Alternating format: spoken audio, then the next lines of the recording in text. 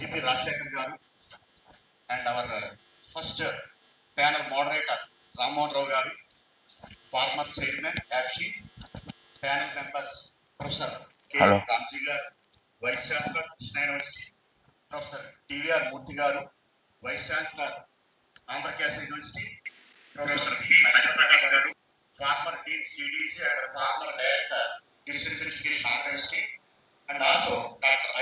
Visakhapatnam garu, Principal Dr. V.S. Krishna, Government Degree College, Visakhapatnam.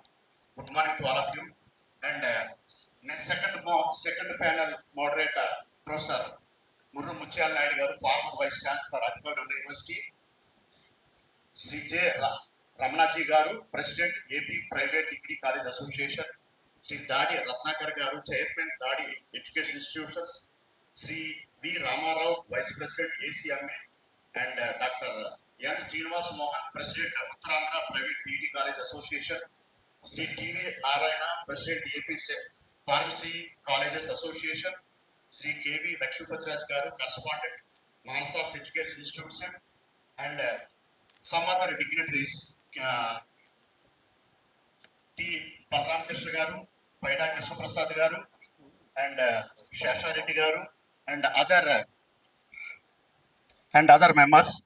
All of you, good morning to all of you. I welcome you all for this one-day panel discussion on strategic reforms in affiliated colleges arranged in connection with our Andhra University centenary celebrations.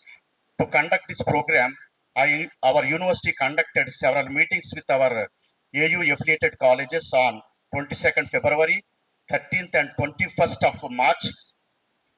For all those meetings, you have participated enthusiastically and encouraged us. As a result of those meetings, now we are conducting this panel discussion meeting with all our AU affiliated colleges. Actually, this idea is given by our Vice Chancellor, Professor GP Rajshekhar garu, for which we must thankful to our Vice Chancellor. Thank you very much, sir, for arranging this meeting, sir. And regarding when come to our topic, for this panel meeting, we were requested our affiliated colleges to participate, one correspondent, one principal, and one senior faculty from each affiliated college. And accordingly, you are attended now. Thank you very much, and I am very happy to see all of you here. In this event, there are two panels. Each panel will be given 1 hour time, and I am requesting our respected moderators to ask questions from our today's topic and subject only. Kindly don't deviate from it, and so that we can get fruitful discussions. Now, further, in this program, about at 11:50 a.m., there will be a tea break, and after that, second panel will be continued. And after end of that panel, lunch will be served here, and lunch will be get ready by 1:20 p.m. In this context, once again I request all of you to stick on to time and also to the topic only. With these few words, I conclude my remarks. Thank you very much and wish you good luck. Thank you.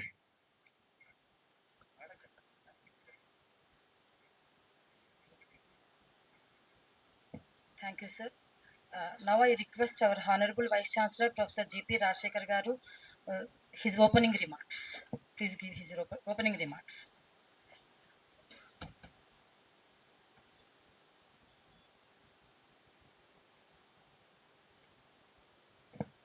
శుభోదయం అందరికీ నమస్కారం అండి. So dear respected Vice Chancellors who have kindly agreed to be on this panel, Professor Ramji, Professor D.V.R. Murthy garu, and also Professor Hari Prakash and Professor Vijay Babu, and Professor Rammohan garu, who has agreed to in a short note, and also the second panel, the dignitaries who are participating in this very unique attempt as part of Andhra University Centenary. So Moderator Professor Mutyal Naidu garu, and panel members Sri Ramanaji, Sri Dadi Ratnakar, Sri Ramarao, Dr. Srinivas Mohan, Sri T.V. Narayana, Professor Lakshmipatraju, and all the dignitaries from various colleges of Andhra University affiliation. today is very unique because first time we wanted to have a mutual understanding with an open heart, because many times college representations do come to the vice chancellor, and then in a short span we listen, then there will be exchange of documents, and with the busy schedules vice chancellor may market some of the things, shape up some of the things are not solved for years. So there are several issues. So when we thought of organizing several activities as part of Andhra University Centenary, you have seen we have been organizing various academic activities, conferences, conclaves, then infrastructure renovations. Of course, we were not in a position to start any new project yet, but we have a lot of renovations happening, and then outreach. Under outreach, you know better than me, we have given a call for the first time, fully supported by Andhra University. We wanted to have outreach activities on your premises. We got some response. We organized FDPs in a couple of colleges, and also another outreach is Andhra University Gramin Anusandhanam program, where we visited rural interior and interacted with school children, large number, in your college premises. So these were kick-started, and then within the limited period we could organize some. I expected larger response, but somehow we are not fully happy that the response is not that great. Even though it is fully supported by university, colleges could not utilize this opportunity.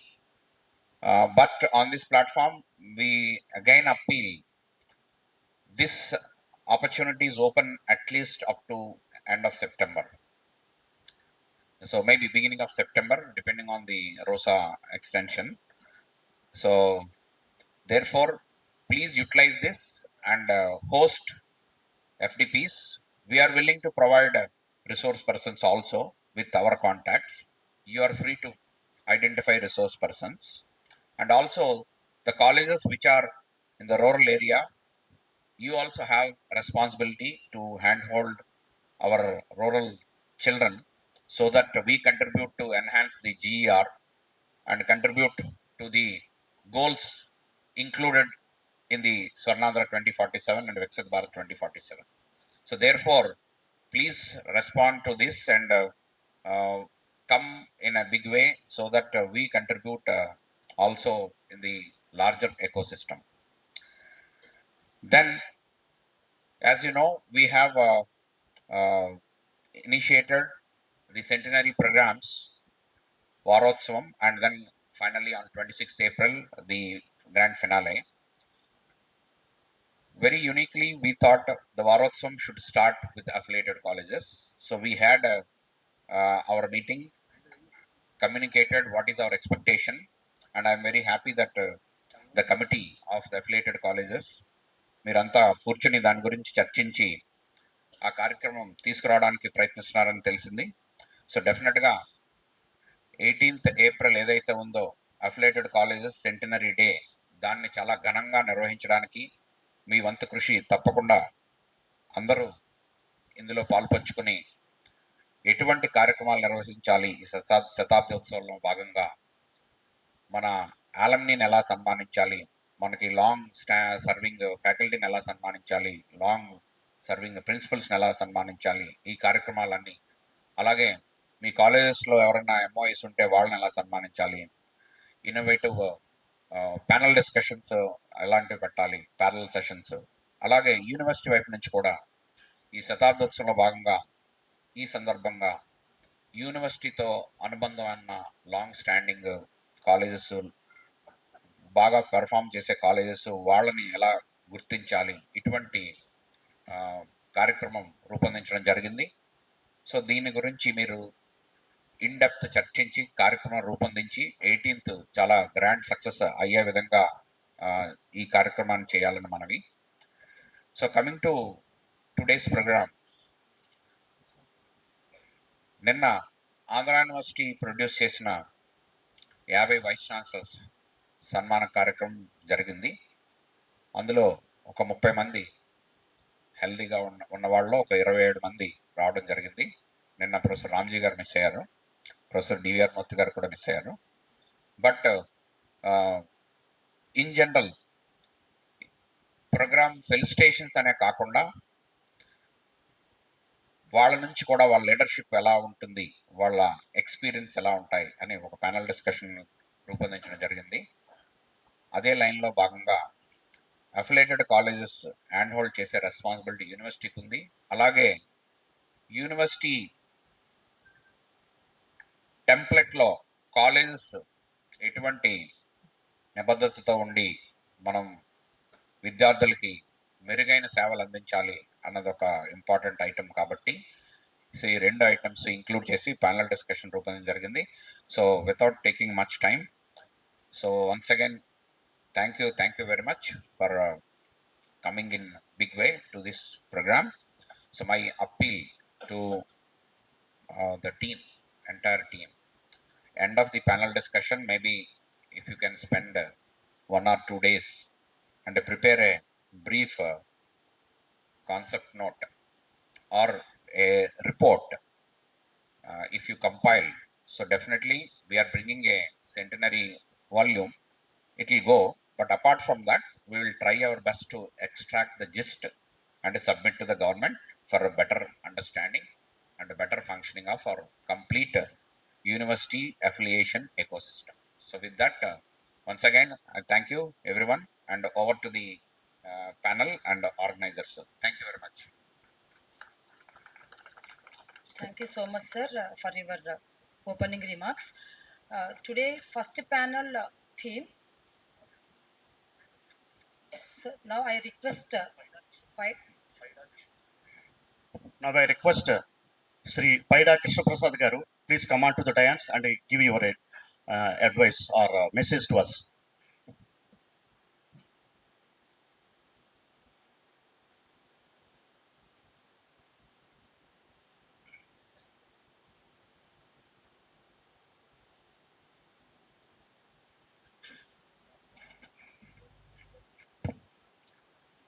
అందరికీ నమస్కారం. Before starting my speech, I request all the people who are sitting in the back side, please come to the front and occupy. Please, అందరు రండి. There is no necessity అంత దూరం వెళ్ళిపోయి పారిపోవాల్సిన అవసరం లేదు. మనం అందరూ కూడా కాలేజీ రిలేటెడ్, యూనివర్సిటీ రిలేటెడ్ కాబట్టి కొంచెం ప్లీజ్ అందరూ కూడా ముందుకు రండి, సో దట్ అందరు బాగా కనిపిస్తారు అందరికీ. అందరూ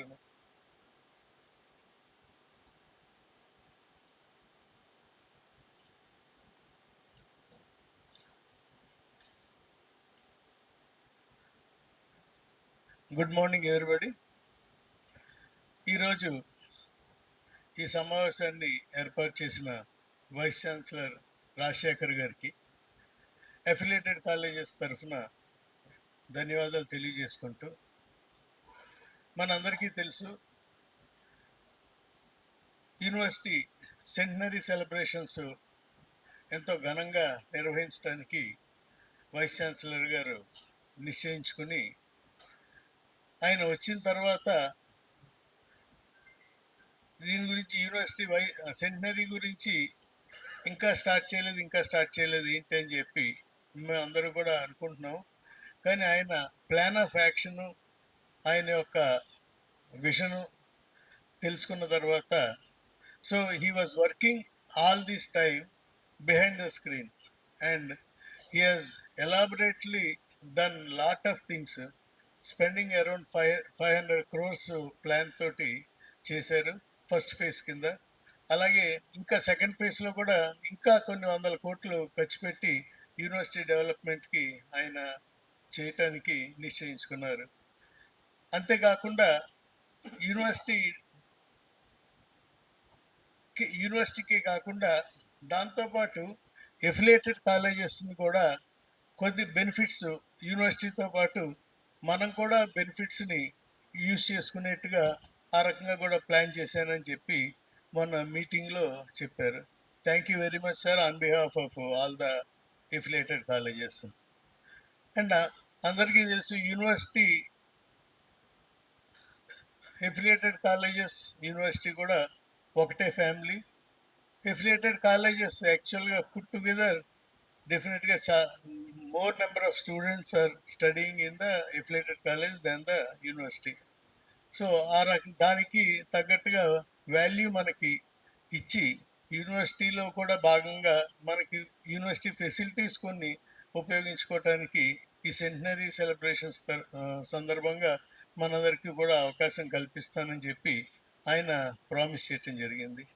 సో ఈ రకంగా ఆయన ఎంతో ముందు చూపుతోటి ఈ అఫిలియేటెడ్ కాలేజెస్ మీద ఎంతో అభిమానం చూపించి ఇలాగే ఈరోజు ప్యానల్ డిస్కషన్ కూడా how to improve the standards in the affiliated colleges అని చెప్పి experts from vice chancellors from other universities నుంచి కూడా పిలిచి మనందరికీ కూడా ఎన్లైటన్ చేయడానికి ఈరోజు ఈ సమావేశం ఏర్పాటు చేశారు.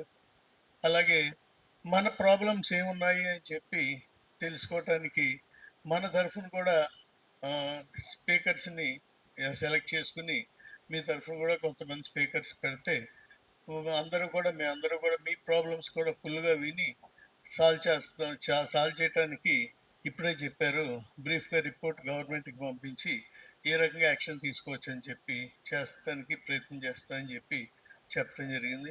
So thank you very much sir for all your initiation in celebrating university centenary celebrations. And also April 18 నుంచి 26 వరకు సెంటనరీ సెలబ్రేషన్స్ జరగబోతున్నాయని మీ అందరికీ తెలుసు. సో 18వ తారీఖు స్పెషల్గా ఎఫిలియేటెడ్ కాలేజెస్ డే అని చెప్పి మనందరికీ కూడా ఒక అవకాశాన్ని కల్పించారు. అండ్ ఒకటి మనం ముఖ్యంగా గుర్తుపెట్టుకోవాల్సింది సెంటనరీ సెలబ్రేషన్స్లో పార్ట్ అయినందుకు ప్రతి కాలేజీ కూడా నిజంగా చాలా హ్యాపీ ఫీల్ అవ్వాలి, ఒక అదృష్టంగా భావించాలి. సెంటనరీ సెలబ్రేషన్స్ అంటే మళ్ళా ఇంకొక 100 ఏళ్ళు ఎవరుంటారో ఎలాగుంటుందో సిస్టమ్ ఎలాగుంటుందో కూడా తెలియదు. అలాంటి సెంటనరీ సెలబ్రేషన్స్లో మనం పార్ట్ అయినందుకు we all should feel proud and happy.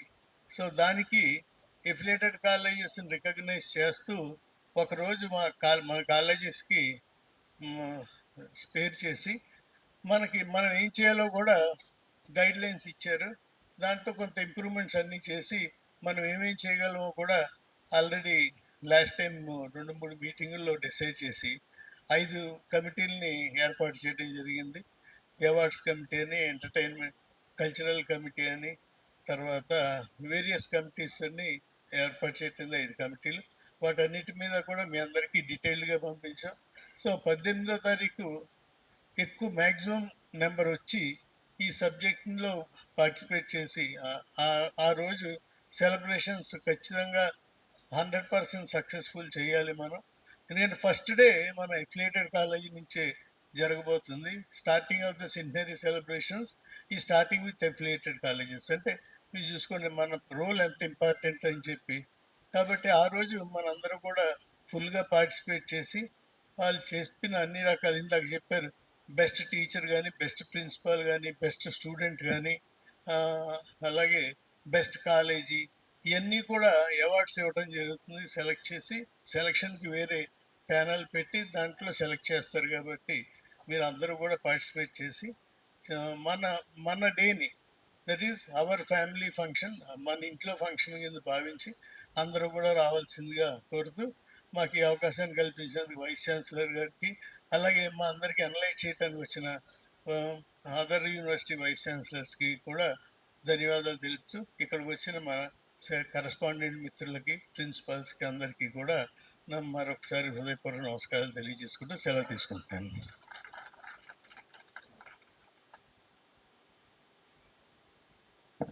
Thank you so much, sir.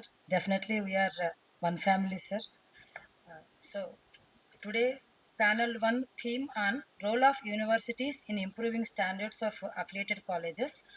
Now, I request the first panel moderator, Professor K. Rammohan Rao Garu, former Vice Chairman, APCHI, please come on to the dais.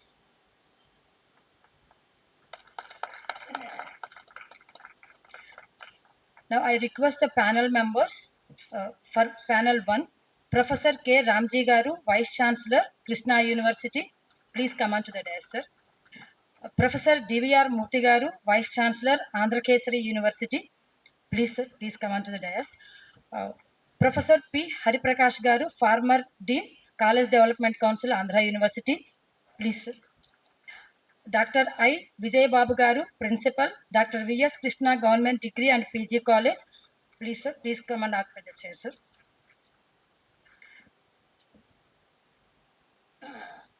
Now I request the moderator, Professor K. Ram Mohan Rao Garu, the first panel.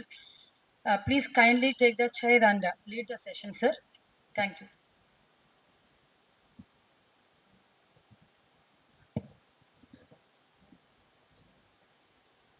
Esteemed Vice Chancellor, Professor Rajsekhar Garu, the panel members of today's first panel discussion, my good friend Professor Ramji, Vice Chancellor of Krishna University, another good friend Professor Murthy, Vice Chancellor of Andhra Kesari University, Professor Hari Prakash, another good friend who served as Dean CDC and also Director of School of Education in the university, and the most successful principal of government colleges in the state, Dr. Vijay Babu, and my dear friends. I could see all of you after a long time. Really very happy today to interact with all of you. And I first appreciate and congratulate Andhra University for recognizing affiliated colleges as the most important integral part of the university, and realized the importance of interacting with the affiliated colleges. As Krishna Prasad Garu rightly pointed out, that affiliated colleges constitute the part of the family of Andhra University. Andhra University is the most experienced university in affiliating system, 100 years of experience. And during the 100 years, so many things evolved, so many systems developed,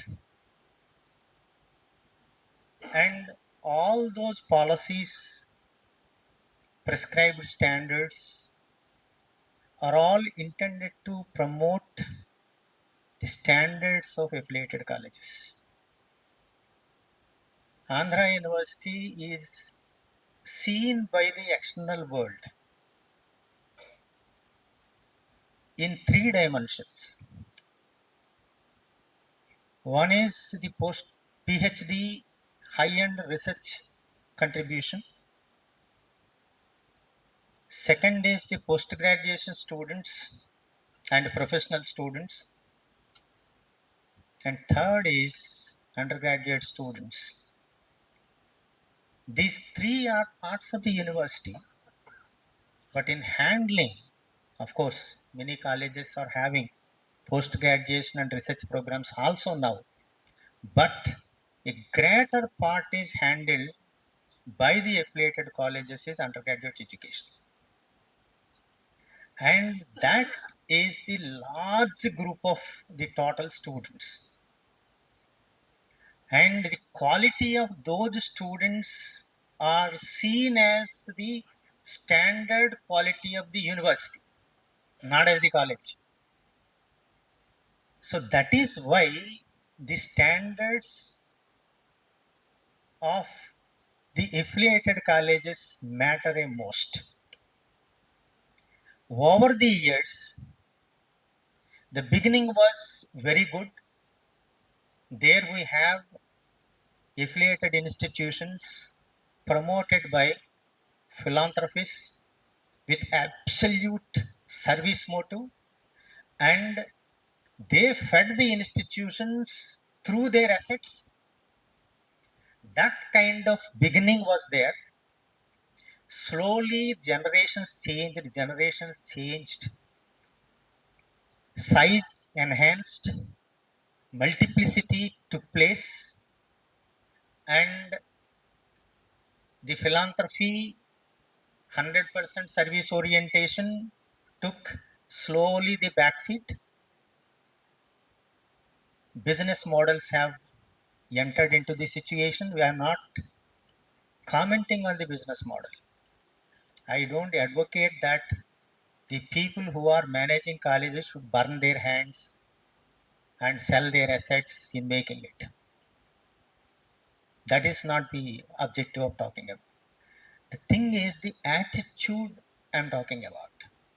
So the attitude positively constructed for large number of institutions, but some institutions are definitely on a deviating path, which is impacting the quality perceptions outside.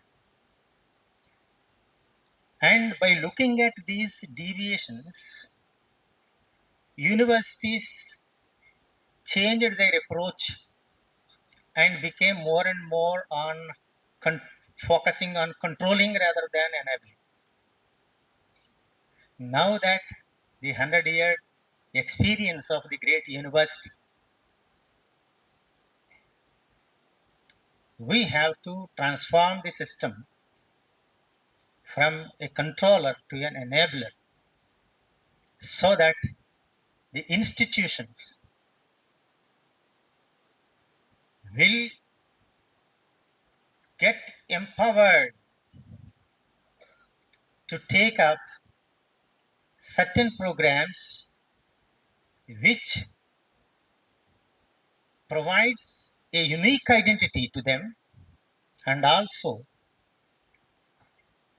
wonderful high quality standard student outcomes. That is the purpose, that is the objective of today's discussion. I will intervene in between.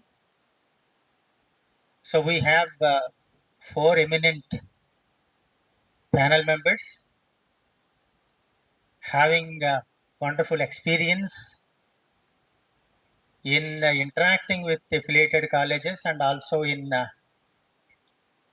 promoting various issues with them. So I request the honorable panel members, everyone is competent of speaking for hours together on the subject because they have a lot of inputs in that. But now it is already 11:22.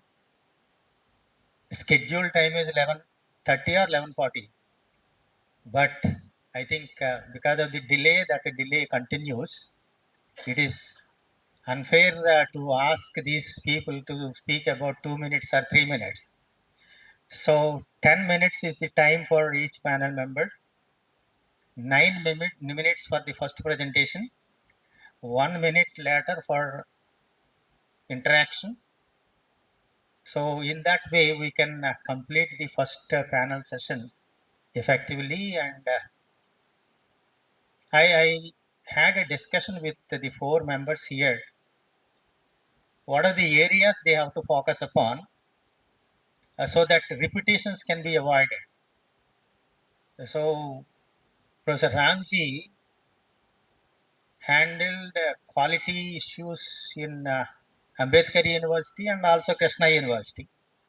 So the first speaker, I request Professor Ramji to focus upon how quality standards can be improved in affiliated colleges and how can the university enable the affiliated colleges to go for accreditation process.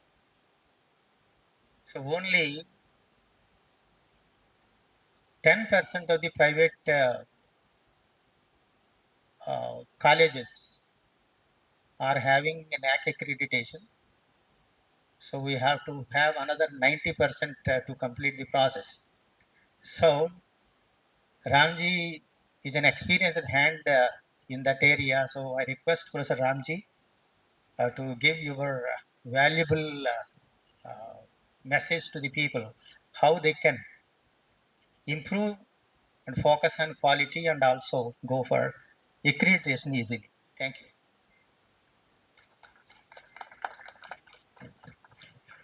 Respected the dignitaries on the dais, of the dais, the entire family members of Andhra University, on behalf of centenary celebrations, I am congratulating the leader of this university, Professor G.P. Rajshekhar garu. As you know, ఎందరో మహానుభావులు అందరికీ వందనాలు, right from secretary, correspondent and chairman, principals. Welcome to this panel discussion during centenary celebrations. As you know, by this month, Rajshekhar garu completing 1 year of his assuming charge. Initially, appointment given in the month of February, but he took charge in the month of March 2025. But to adjust the system, to understand the system, he took some time, 4 or 5 months. Then he increased the speed and he meticulously planned the activities. Now he is doing one by one. Thank you, sir. Thank you very much for doing wonderful contribution to, because people expectations are very high because of centenary celebrations, and we have to keep that also take into account. Lot of expectations in our because family means affiliate college, students, alumni, even bureaucrats, politicians. Everybody is a family. All stakeholders. We cannot. That is limit to a particular only students or a faculty. All stakeholders come into the picture. Lot of expectations are there. So that's why today I will confine to my topic, that is quality, ranking, and accreditation and skilling.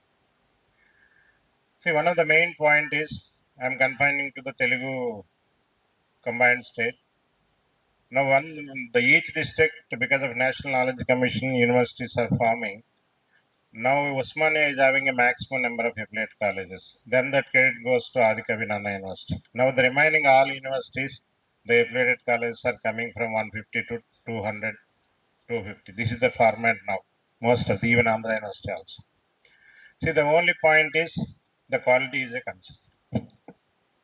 The quality means, now if you can see there are 1200 universities are there, 45,000 colleges, but the important point here what we have to do concentrate is there are 28 crore students are coming for higher education out of 140 crore population in this country. In that, higher education is only coming 4.5 crores only. Where the remaining people are going? It is our prime responsibility to increase the gross enrollment ratio. Only possible seats filling by maintaining the quality. That is the only. There may be some handicapness is there. I am accepting with you, right from fees reimbursement, other issues are there. Those issues always will be there. But how best we can increase the enrollment of student in your college? How best you can fill the seats? That is the first thing. Filling of the seats. Gross enrollment ratio is a major concern. Another important point is Telugu states are mainly focusing on human resource. People are thinking that human resource is very strong. But as you know, the literacy is very, very low in Telugu states, especially in Andhra Pradesh. See, that's why please keep these concern take into account. If you maintain the quality, the student definitely will come. There is no question, there is no doubt in that. Automatically, it is something like a chain reaction. Everything will improve. The ranking also. The quality and accreditation, now NAC is, at present it is stopped. Now shortly they will revive. But only it is an accredited or not accredited format only. They are coming first format for those who are newcomers. But those are already reached some level. For them, they are offering the other type of accreditation. But ranking NRF for any international national ranking or international ranking. That is your choice based on your strengths and weaknesses, opportunities you can plan. That is regarding the quality part. People are ready. Universities are not meant for only the conducting examinations. We want to conduct faculty development programs. We want to conduct enrich programs like how to educate the affiliated colleges in ranking, how to get ranking, how to get accreditation, and how to provide skilling and how to provide placement. It is our responsibility, universities. University not for punishing our affiliated colleges or like policing the affiliated colleges. If you are there, universities are not there. Please understand. But the point is, should not exceed the constitutional limits. Any college, whatever may be the college. There are some norms are there, some rules are there. Everybody below the constitution, there is no question of. Then we have to take some action on that. And don't allow the bad practices. That is my humble request. This is what I tried in Ambedkar University. Don't manage the things. Don't compromise the quality. You will get accreditation at any cost, whether the full accreditation or conditional accreditation, the affiliation you will get. In that there is no question of there is no question in that, unless if you are exceeding the limits. See, that is why one point. Don't encourage the bad practices. My humble request to all the colleges. That is one step where we are starting deviations. The people are signing even if you are not satisfying.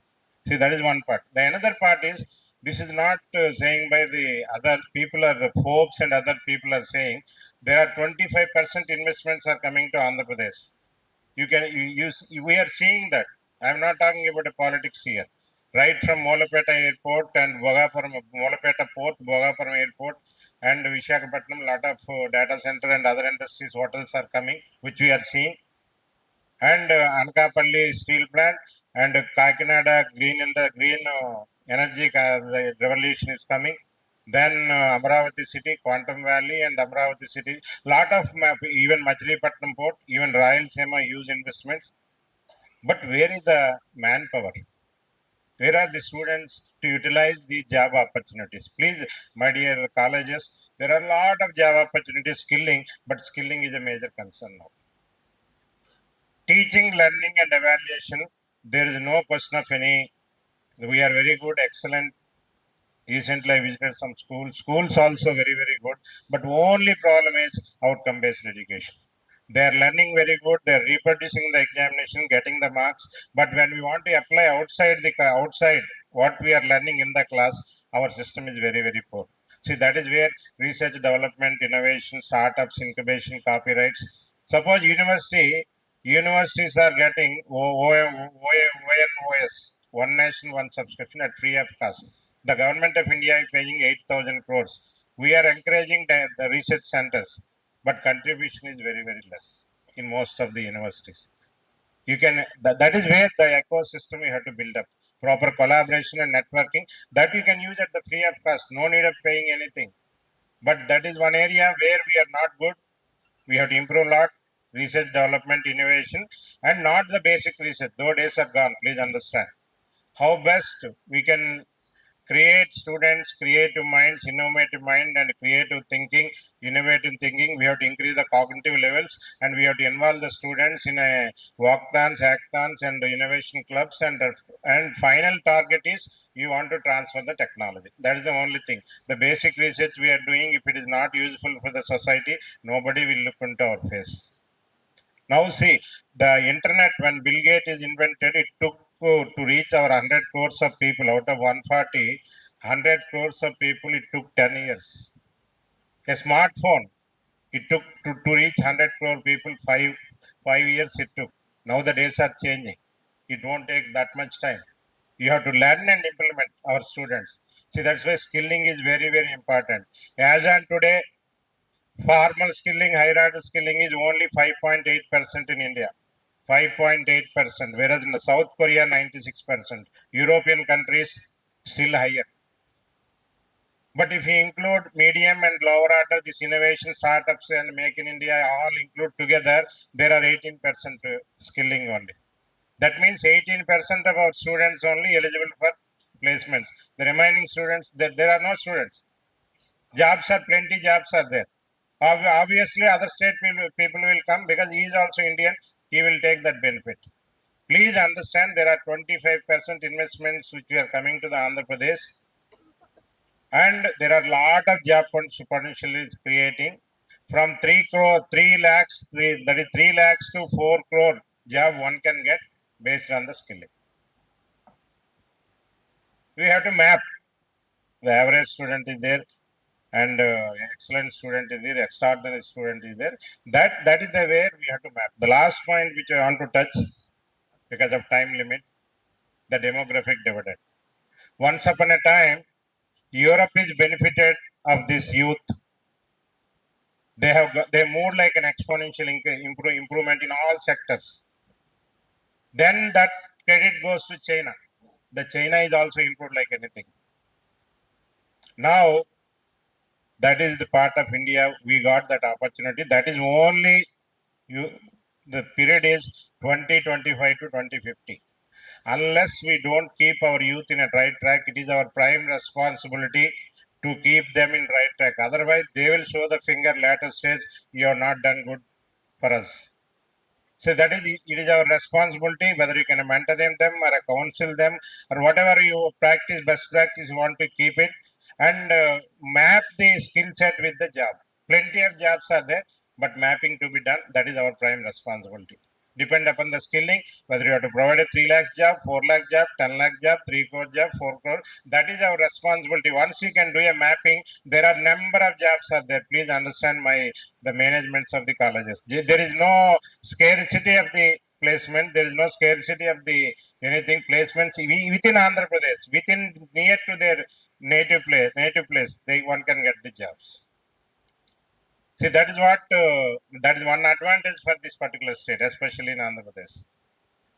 Now, because of not utilizing, that benefit is utilizing by Orissa, Chhattisgarh, West Bengal, and from that area, people are coming and doing a lot of jobs.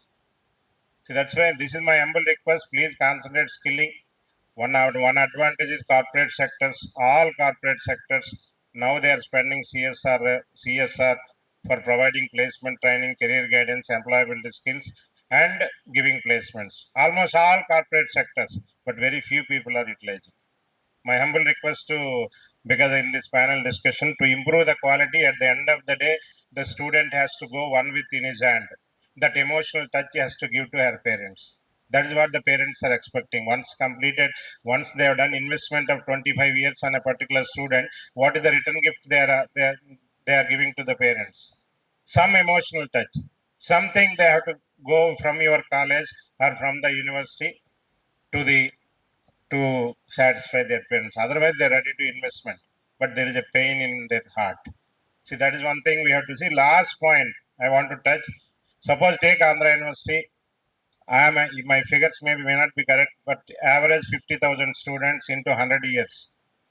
There are 50 lakh students, alumni there, both including affiliate colleges and campus colleges. How many are there? Keep in touch with them. This is one area we are neglecting. Most of the institution is not only on the university, entire India. We are not keep in touch with our alumni. What are the mistakes they have done? That you can pass on to our youth. They may not do the mistake. What is the good thing they have done? That you can pass on to them. Because we are suffering from faculty availability. We can compensate. That's why we are reducing 220 credits to 160. Then Swayam online course, academic bank. Why we are competing? Because of shortage of faculty. That can be substituted by the alumni. The alumni connect, don't ask money. First involve them. Keep in touch with them. Interact with the student. Collaborate with network. That is one industry you can treat it. And keep it the records. And another industry is the village. Village is a place where you can do wonders. Village is a place where you can do the incubation. Village is a place innovation. Village is a place you do everything. That is the outreach activity where I implemented in Ambedkar University. I got very good results. Every Saturday, to chemistry student, to life sciences student, to engineering students, to art student, to management student, together form a group. They will go to the village. Okay, what are the strengths, weakness, challenges they will study, and they will return back and submit a report. And if possible, YouTube or somewhere they will publish, get the money also. Like that, the application of knowledge, practical knowledge, hands-on experience and experience learning is very, very important. That is the area we are not doing good. Thank you very much, sir, for giving this wonderful opportunity to interact with this and August gathering. Thank you. Thank you, Professor Ramji Garu. You have rightly highlighted many issues.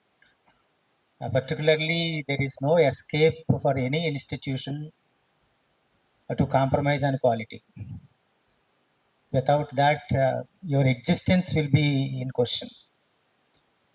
So you have wonderful models. There are some institutions which are performing extremely well. You can take them as a model. You need not look at foreign countries or other states. In our state also, we have wonderful institutions.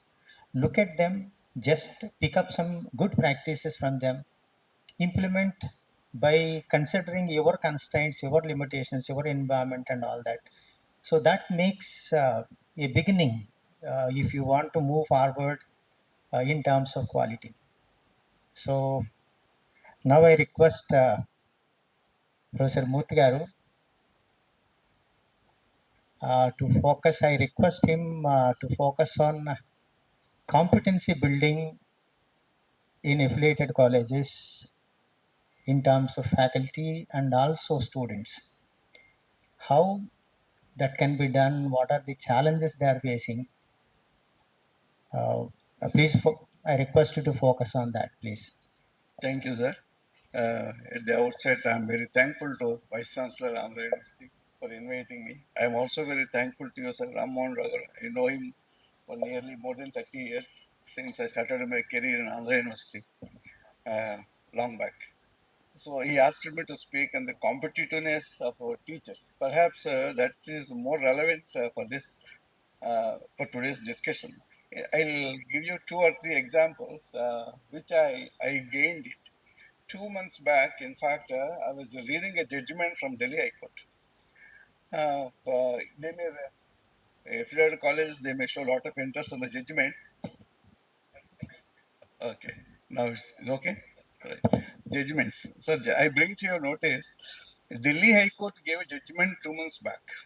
One last student went to Delhi University that he did not want to attend the classes, and Delhi University said that the student should be permitted to appear for the examinations despite lack of attendance, but he should fulfill all academic assignments. So the judge was arguing that why should the student listen only single source and write the examination when multiple sources of information are available? Let him learn from multiple sources and let him appear for the examination. You don't prevent him to appear for the examinations.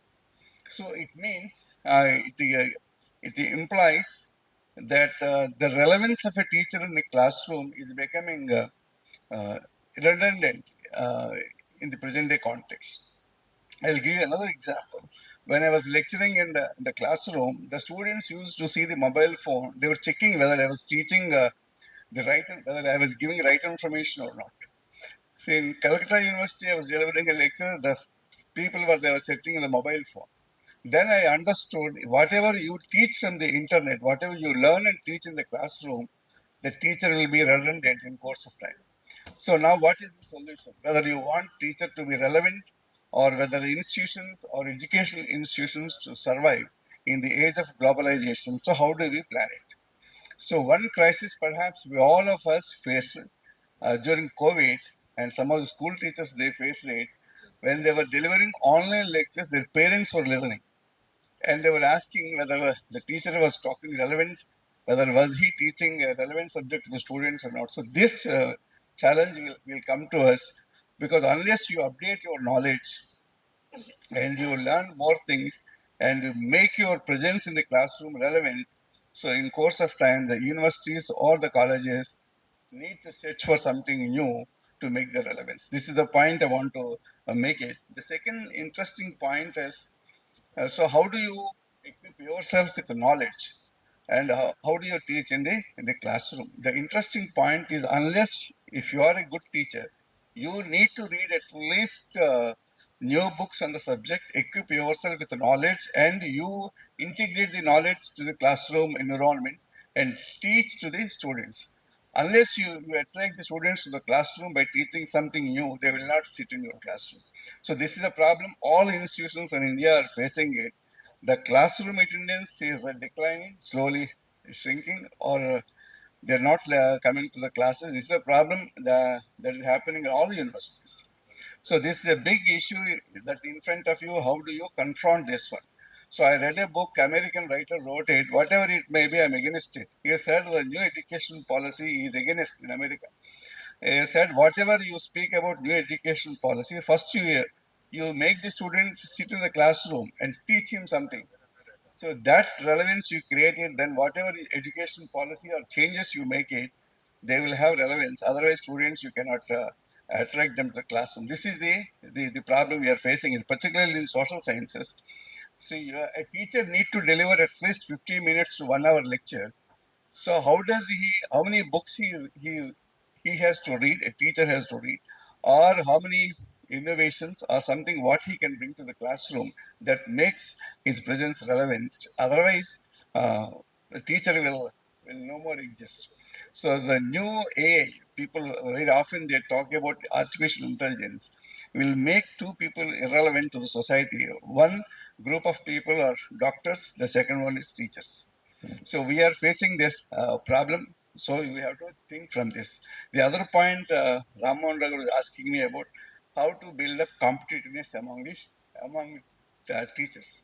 So how to build is itself is a big challenge. So you need to listen to lectures. You need to participate in more number of discussions. You interact. You learn from students. Sometimes, so long back, I was talking to one vice chancellor from Varangal. He said, so one teacher in the classroom around the 1980s, see, he was reading all the books and he was, before the teacher started teaching, he was raising questions in the classroom.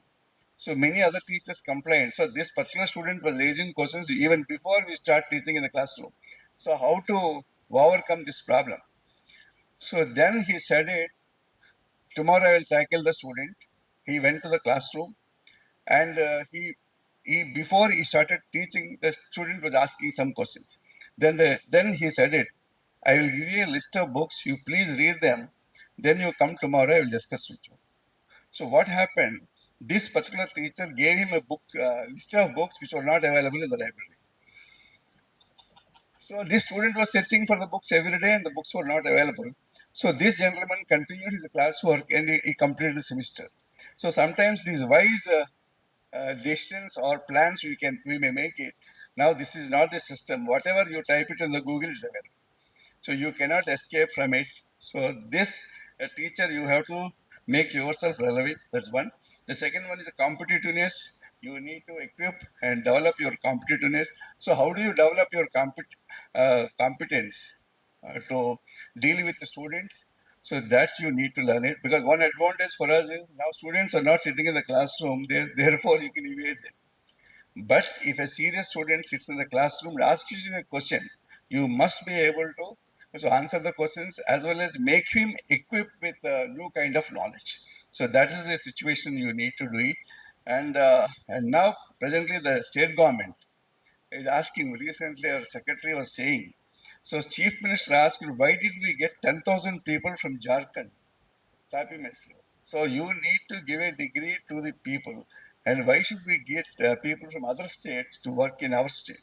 So please find out. And Secretary was mentioning that university system is very rigid, and you need to award new degrees, innovate something new, and teach them. Don't go by the textbook or rules. That our rules are very rigid. So he is saying that you need to develop something innovativeness to train more number of people. So in that context, if you look at, teachers have to innovate something, we have to offer new courses and new syllabus and something new you have to find out. Otherwise, we will lose this competence. This is other things you know it. I do not discuss much about them. Ramon Raghu and others, we know it what is happening in colleges. The biggest challenge you will face it after 2029. The problem is some of the subjects in the colleges, they are not being offered, and you don't get teachers to teach those subjects because this is the age of quantum computers. Everybody is racing to learn the subject and they're running towards it. In that context, what will happen to social sciences and other sciences? You have to find them relevance. And this will be a challenge in 2029. For that, you must brace for it and face the situation, and you come up with new ideas. These are some of the points I want to put here, because time is also a factor. We can discuss many other issues. Keep them in your mind and equip your teachers from your colleges to learn everything. Provide them books, journals, other things. Of course, this information is available plenty in the Google. They will search it and they get it. But only point is, people they should not look at social media content and entertain themselves. They should read this as books. So 1985, Neil Postman, American writer, wrote a book, Amusing Yourself to Death. He was talking about television. He said, if you watch too much television programs, your death is very nearby. So I repeat the same. His son published the same book in 2020. He said, if you engage yourself more time in social media entertainment, your death is very nearby. You will face it. So now, as a teacher, you need to face this kind of situation, or you want to overcome it. That we have to plan it. There are many discussions. I think some of the questions you may raise it. Hope we will answer them. Thank you very much. Thank you, Murthy garu, for your wonderful presentation on the issue. I personally observed in almost all the colleges, faculty is the very, very serious problem. Even if the colleges are ready to engage the services, competent faculty are not available to the subjects that are required. And many colleges are unable to pay them sufficiently, attract high quality teachers in that. And even the big colleges, they shared some private information with me that they don't want to invest on the faculty development. So if somebody is given training by supporting by the institution, after that person gain some skills and all that, he is moving to another college where a little more is paid. So retention becoming a problem if the skills are enhanced, supported by the institution. Individually, that is a different story. So there are problems in recruitment. So before 84, we used to have grants in aid system where selection process is very, very well designed, and the participation of the government, the university, and the top experts would be there, and they used to get right kind of people into the system. That is why those colleges got a very sound status in the nearby areas also. So once the grant in aid is withdrawn, the scheme is withdrawn, and the colleges started the recruiting by themselves wherever, whatever in a way, so many deviant practices entered into the system, and the quality is grossly compromised. And now it is not crossed that level also. People are engaging hourly basis, subject basis, people which are not showing commitment to the institution. They are discharging the duties. Under these circumstances, this is the reality which we should understand. But all of us know that the strength of any educational institutions lies with the quality of the faculty, not with the buildings, not with the infrastructure. If you have high quality teachers, what Murthy said, they can make the students come and sit wherever that faculty is, directly or indirectly. So I request to all of you, focus and think seriously how we can make the jobs in educational institutions attractive, how we can provide job security, how we can make the faculty commit to the institution, and what kind of relationship the management can maintain with the faculty. So those things, I think, require a greater platform discussion, and some policy documentation is also required. So this is the conditions the colleges have to follow in the process of recruitment. And also I appreciate the Vice Chancellor is extending the hand to the colleges for in organizing faculty development programs. And you can also do by forming as clusters, need not be single institution bearing the total expenditure, and invite the resource persons from various locations or the best teachers that are available with you, and make it as a periodic regular program, not once in 10 years, once in 3 years. Like in contemporary areas, like what Professor Ramji told, wherever we have shortage of faculty, earlier, say, a person who has done botany in PG only should teach botany. Like now, cross skilling. So once you have taken, you can train them and give enough skills to teach other subjects also. So that kind of switchovers from one discipline to another also can be promoted. So that kind of facilitation in the policy can also be, see, policies cannot be permanent. They can be modified. They can be made suitable to the situation emerging whenever there is. So the proposals, the problem should come from you so that the policy changes can happen. No government says that this is the rule book and you have to follow this only. No university says that this is the rule book, you have to follow this only. And you have bodies to discuss, modify things whenever that are required. So that is why these functionaries and administrative mechanisms are existing. So take that as a point and try to work on that. We need definitely reliable, committed, qualitative, skilled faculty who can make the students attractive to the classroom or attractive to the knowledge sources. Thank you. And may I now request Professor Hari Prakash, a very important area he is handling. Maybe many universities are worrying about this issue.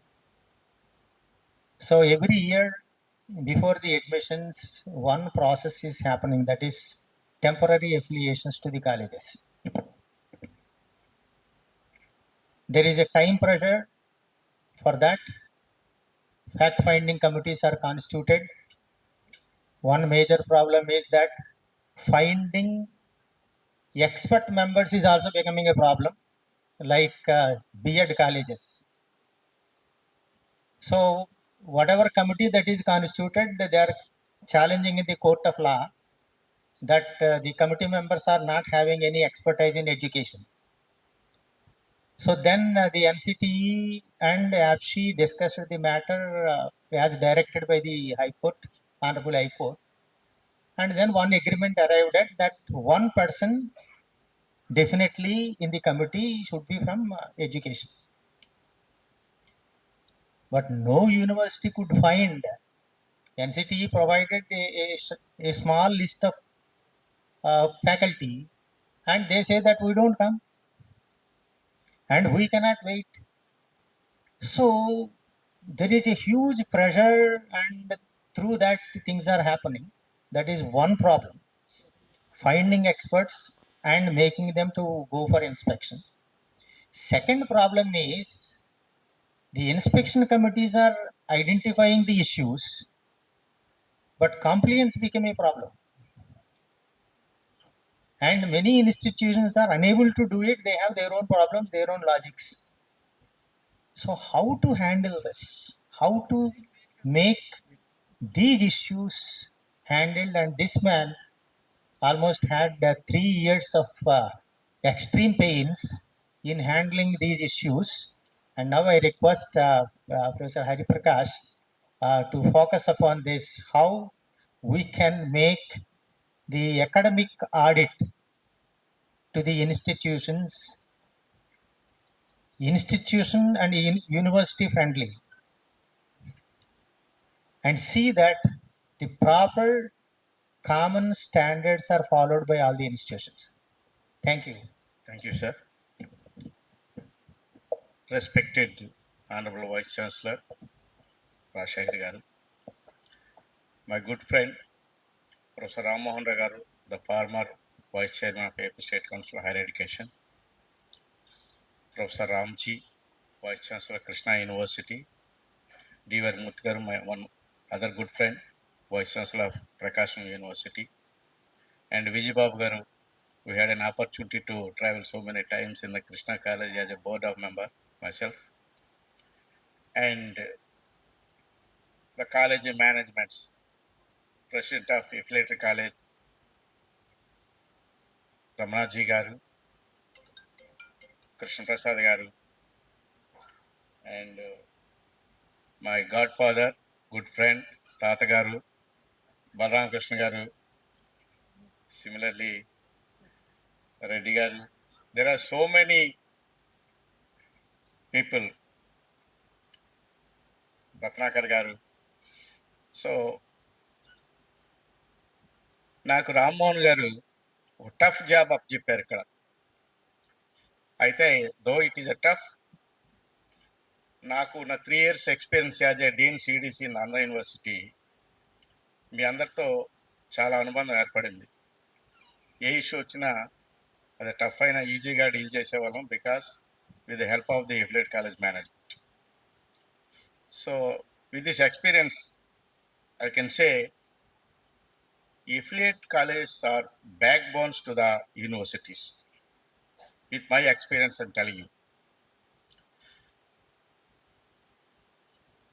అయితే నేను డీన్ సిడిసిగా ఉన్నప్పుడు affiliate college చాలా problems face చేసేది. ఎప్పుడో 2002లో establish చేసిన ఫీజుతోనే college run చేసేది.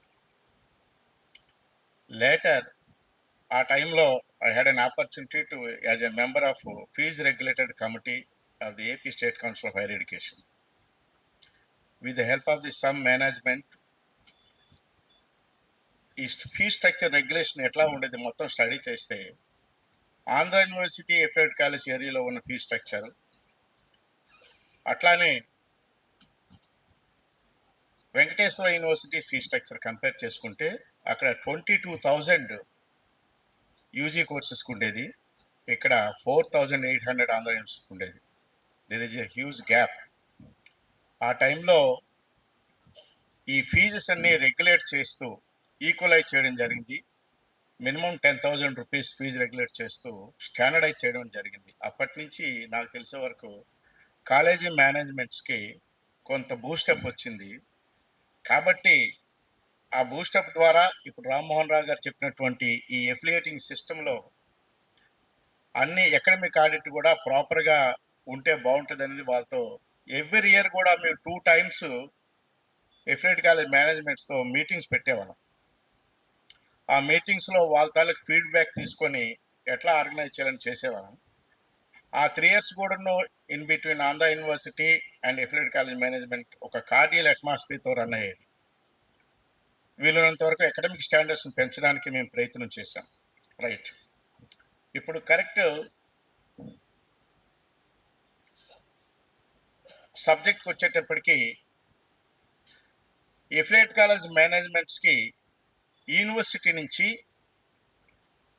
Committees వేయడం జరుగుతుంది. ఈ కమిటీస్ తాలూకా మెయిన్ డ్యూటీ ఏంటంటే physical assessment and academic assessment. Affiliated college ఏ విధంగా as per the APSC norms run చేస్తున్నాయో లేదో అసెస్ చేయటం, అట్లానే అకాడమిక్ స్టాండర్డ్స్ ఏ విధంగా మెయింటైన్ చేస్తున్నాయి, యాజ్ పర్ నామ్స్ మెయింటైన్ చేస్తున్నా అసెస్ చేయటం. These are the duties. Before that ఇక్కడ shortage of teachers in the university. Master గారు ఇందుకు ఇంకో పాయింట్ కూడా మెన్షన్ చేశారు. ఎన్సిటీ నామ్స్ ప్రకారము ఓన్లీ ఎడ్యుకేషన్ డిపార్ట్మెంట్ వాళ్ళే ఈ బీఈడి కాలేజ్కి వెళ్ళాలి. బీఈడి పాయింట్ ఆఫ్ వద్దాం మనం ఫస్ట్. ఓన్లీ ఎడ్యుకేషన్ వాళ్ళే వెళ్ళాలంటే యూనివర్సిటీకి ఒకే ఒక డిపార్ట్మెంట్ ఉంటుంది. కొన్ని యూనివర్సిటీలకు ఆ డిపార్ట్మెంట్ కూడా లేదు. అటువంటిప్పుడు ఎట్లా వీళ్ళు మెజర్ చేస్తారు? అప్పుడు యూనివర్సిటీ మేనేజ్మెంట్ ఏం డెసిషన్ తీసుకుందంటే ఓన్లీ ఎడ్యుకేషన్ కాకుండా డిపార్ట్మెంట్ ఒకవేళ ఎడ్యుకేషన్ వెళ్ళొచ్చు, అదర్ డిపార్ట్మెంట్స్ కూడా వాళ్ళు ట్రైన్ చేసి what they have to do అని ట్రైన్ చేసి పంపించడం జరిగేది. సో అయితే బిఫోర్ దట్ ఇక్కడ మనం ఏం చేయాలంటే టీచర్స్కి వెళ్ళే టీచర్స్ కూడా, sorry I don't think otherwise, వెళ్ళే టీచర్స్ కూడా సిస్టమ్ గురించి అవగాహన ఉండాలి. సిస్టమ్ గురించి అవగాహన లేకుండా మనం ఒక టీచర్ ఒక కాలేజ్ ఇన్స్పెక్షన్ పంపిస్తే వాళ్ళు సరిగా దాన్ని స్టడీ చేయక రావటం, రిపోర్ట్ ప్రాపర్గా సబ్మిట్ చేయకపోవడం, రిపోర్ట్ మీద కంప్లైంట్స్ రిపోర్ట్ సరిగా రాకపోవడం, ఇవన్నీ జరుగుతుంటాయి. అందువల్ల నా ఉద్దేశం ప్రకారము before sending affiliated committees to the colleges, the universities must train to the teachers what to do, how to observe the affiliating system in the affiliated colleges అనేది ట్రైన్ చేసి పర్ఫెక్ట్ టైం ఇస్తే డెఫినెట్గా మనం ఈ స్టాండర్డ్స్ ఎఫిలియేట్ కాలేజ్ను మెయింటైన్ చేయొచ్చు నేను అనుకుంటున్నాను. Number 1. రెండోది ఏంటంటే ఎఫిలియేషన్స్ కమిటీస్ పంపించే ముందు సఫిషియంట్ టైం ఉండాలి. జనరల్గా మనకి అకాడమిక్ ఇయర్ అనేది జూన్లో స్టార్ట్ అవుతుంది. జూన్లో స్టార్ట్ అయ్యే ముందు actual as for the norms, as for the rule ఏంటంటే ఆ కాలేజీకి ఎఫిలియేషన్ ఉందా లేదా అబ్జర్వ్ చేసిన తర్వాత మాత్రమే అడ్మిషన్ ప్రాసెస్ స్టార్ట్ చేయాలి. బట్ అది జరగట్లేదు. ఏం జరుగుతుందంటే ఆదరాబాదరగా ఒక 1 month ముందు కమిటీస్ పంపించడం, వాళ్ళ రిపోర్ట్ సబ్మిట్ చేయడం, ఇదే జరుగుతుంది. If you want to improve the standard of the affiliate colleges, sufficient time అంటే డిసెంబర్లోనే కమిటీస్ వేసి, కమిటీస్ ఏంటంటైతే ఐడెంటిఫై చేసావో ఆ కంప్లైంట్స్ మళ్ళీ ఆ కాలేజీకి పంపించి, ఆ కంప్లైంట్స్ ఫుల్ఫిల్ అయిన తర్వాత ఆ కాలేజీ రిప్లై తీసుకున్న తర్వాత ఏమైనా ఫుల్ఫిల్ అయ్యాయా లేదని అబ్జర్వ్ చేసి ఆ అబ్జర్వేషన్ కరెక్ట్గా ఉండగా ఇంకొక మారు కూడా కమిటీ వేయాలి. అప్పుడు ఉన్నప్పుడు ఖచ్చితంగా కాలేజీ మేనేజ్మెంట్స్ ప్రాపర్గా ఉంటాయి, కమిటీ రిపోర్ట్స్ కూడా ప్రాపర్గా ఇంప్లిమెంట్ అవుతుందని నేను భావిస్తున్నాను. కాబట్టి అటువంటి సిస్టమ్ని అడాప్ట్ చేసుకోవాలి. కంప్లైంట్స్ ఏంటంటే ఉన్నాయి, కంప్లైంట్స్ ఫుల్ఫిల్ అయ్యాయా లేదా, ఫుల్ఫిల్ అవ్వకపోతే వాళ్ళ తాలూకా రిప్రజెంటేషన్ తీసుకొని ఎప్పుడు ఫుల్ఫిల్ చేస్తారు, ఇవన్నీ చేయాలి. చేసిన తర్వాత అప్పుడు ఎఫిలియేషన్ ఇష్యూ చేస్తే ఖచ్చితంగా స్టాండర్డ్స్ అంటే ఆడిట్ అనేది ఒక రకంగా ఉంటుంది, అంటే ఫిజికల్ ఆడిట్, అదేవిధంగా అకాడమిక్ ఆడిట్. సో ఈ రకంగా చేసినప్పుడు కాలేజ్ స్టాండర్డ్స్ మనం పెంచడానికి త్రూ యూనివర్సిటీ బాగుంటుందని నా అభిప్రాయం. రెండవది, ఇక్కడ టీచింగ్ ఫ్యాకల్టీకి వచ్చేటప్పటికి మొత్తం యూనివర్సిటీలో అన్ని కాలేజెస్, ఎఫిలియేట్ కాలేజెస్ ఒకే రకంగా ఉండవు. కొన్ని స్టాండర్డ్ కాలేజెస్ ఉంటాయి, కొన్ని ఇంటీరియర్ ప్లేస్, రూరల్ ప్లేస్లో ఉన్న కాలేజెస్ ఉంటాయి. మనం ఈక్వల్గా ట్రీట్ చేయడానికి కూడా లేదు. సో అటువంటప్పుడు నా ఉద్దేశం ప్రకారం ఎక్కడెక్కడైతే కాస్త ఓల్డ్ అండ్ స్టాండర్డ్ కాలేజెస్ ఉన్నాయో ఆ కాలేజ్ ఒక మెంటారింగ్ కాలేజీగా ఆ ఏరియాకి మనం పెట్టి ఏంటేంటి డిఫరెన్స్ ఉన్నాయి, what they have to do, what not to do అనేది ఆ కాలేజ్ మెంటర్ కాలేజీగా డివైడ్ చేసి దాని ద్వారా ఆ రిమైనింగ్ కాలేజ్ ఫోకస్ చేస్తే కొంతమేరకు ఈ ఎఫిలియేట్ కాలేజ్ స్టాండర్డ్స్ కూడా పెరగడానికి అవకాశం ఉంటుందని నేను భావిస్తున్నాను. కాబట్టి ఈ రకంగా కొన్ని స్టాండర్డ్ కాలేజ్ని ఐడెంటిఫై చేసి ఏరియా వైజ్ దాన్ని మెంటారింగ్ కాలేజ్ కింద కన్వర్ట్ చేసి ఆ ఎఫిలియేటెడ్ కాలేజ్కి మెంటారింగ్ చేస్తే ఆ కాలేజ్ ద్వారా కొంతమేరకు స్టాండర్డ్స్ పెరగడానికి అవకాశం కూడా ఉంటుందని నా అభిప్రాయం. అంతేకాకుండా ఈ ఎఫిలియేట్ కాలేజెస్ అనేవి నాకు తెలిసిన వరకు there are 4 types of colleges. ఒకటి ఏంటంటే composite colleges. Composite college problem ఒకలాగా ఉంటుంది. Multi faculty college, single faculty college, and there is a oriented college. There is only one college in the Andhra University area, oriental college. So each కాలేజ్కి ఒక్కొక్క problem ఉంటుంది. ఆ problem identify based on that the main duty of CDC ఏ కాలేజ్కి ఏ problems identify చేసి దాన్ని base చేసుకుని మనము ఈ అకాడమిక్ ఆడిట్ కమిటీలు పంపించేటప్పుడు సక్రమంగా అవి వర్క్ చేస్తానని నేను భావిస్తున్నాను. కాబట్టి ఈ రకంగా చేస్తూ కాలేజ్ మేనేజ్మెంట్స్ కూడాను మేము ఉండేటప్పుడు ఓన్లీ బీఈడి కాలేజే కాకుండా రిమైనింగ్ కాలేజ్ కూడాను రాటిఫికేషన్స్ చేసేవారు. రాటిఫికేషన్ చేస్తే రాటిఫికేషన్ వల్ల అడ్వాంటేజ్ ఏంటంటే ఒక స్టాండర్డ్స్ మెయింటైన్ చేయడానికి అవకాశం ఉంటుంది. క్వాలిఫైడ్ వాళ్ళు ఫర్ ఎగ్జాంపుల్ మల్టీ ఫ్యాకల్టీ ఉన్న కాలేజెస్కి మినిమం 4 డిపార్ట్మెంట్స్ ఉండాలి. 4 డిపార్ట్మెంట్స్ ఉన్నప్పుడు డిపార్ట్మెంట్ దాన్ని రేపు పొద్దున వాళ్ళు అటానమస్కి వెళ్ళాలన్నా రాటిఫికేషన్ ఇది మస్ట్. ముందు టెంపరీ ఎఫిలియేషన్ నుంచి పెర్మనెంట్ ఎఫిలియేషన్ నుంచి అటానమస్కి వెళ్ళడానికి ఒక వే వీళ్ళు ప్లాన్ చేసుకుంటే డెఫినెట్గా కాలేజెస్ అన్ని స్టాండర్డ్స్ పెరుగుతాయని నేను భావిస్తాను. కాబట్టి అన్ని కాలేజెస్ కూడాను ఎగ్జామినేషన్ రూటెడ్ స్టడీ కాకుండా స్టాండర్డ్గా అవుట్కమ్ బేస్డ్ ఎడ్యుకేషన్ వచ్చే స్టూడెంట్స్ని తయారు చేయడానికి ప్రాపర్ ప్లానింగ్ అన్ని కాలేజ్ చేస్తే డెఫినెట్గా college standards with the help of the universities పెరుగుతుంది అనుకుంటున్నాను. నాకు అవకాశం ఇచ్చినటువంటి రామ్మోహన్ రావు గారికి నా ధన్యవాదాలు తెలియజేసుకుంటాను. Thank you very much. Thank you, Hari Prasad. It's chala live issue for colleges as well as university. So you have rightly pointed out many issues. Because we have very limited time now, I request Dr. Vijayanand Garu. So in the panel, Vijayanand Garu is representing really the affiliated college segment. All others are university. So my request to you is to focus upon what are your expectations from the university. What are the gaps that you have found in the system process? University may be thinking that they are doing everything right.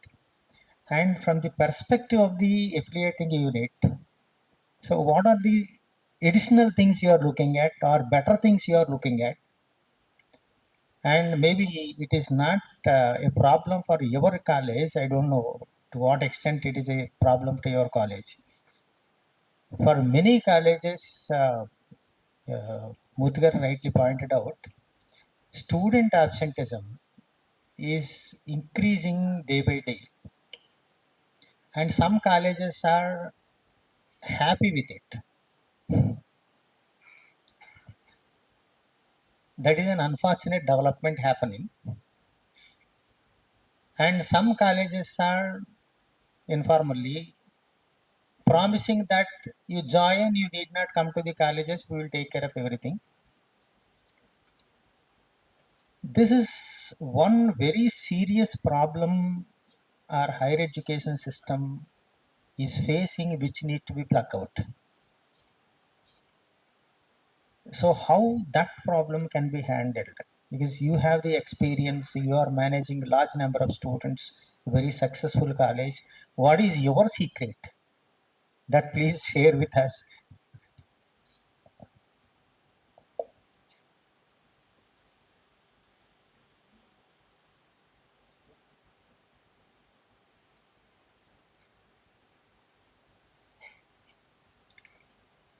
Respected Vice Chancellor of this prestigious university, Andhra University, Professor G.P. Rajshekhar Garu, and a galore of other Vice Chancellors from other universities, and Professor Katta Ramohan Garu, the moderator of this panel discussion, and members of the affiliated college association and office bearers and other academia, and also Murumutyal Naidu Garu, moderator for the next panel. Good afternoon to all of you. Being a last speaker is one of the toughest challenges, but still I do have my own content. We have been listening to the experts on the stage from university side, and I represent the affiliated colleges. I am the stakeholder and I represent the team.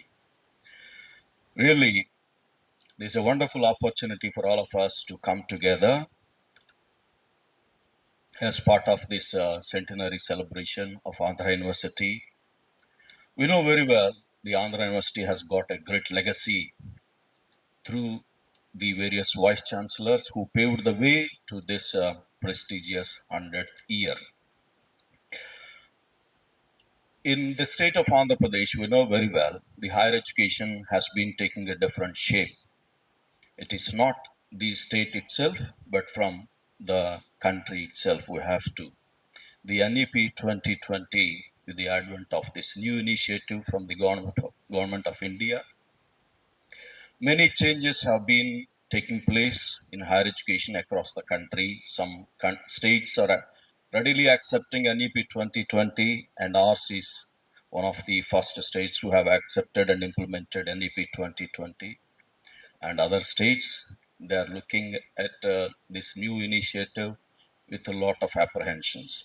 Still, they are experimenting.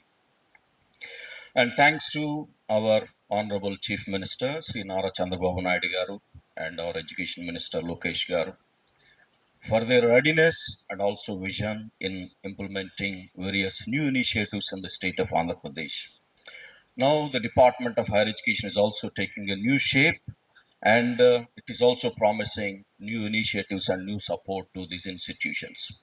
Coming to Andhra University, 100 years, a long legacy of excellence. We know very well there have been many challenges.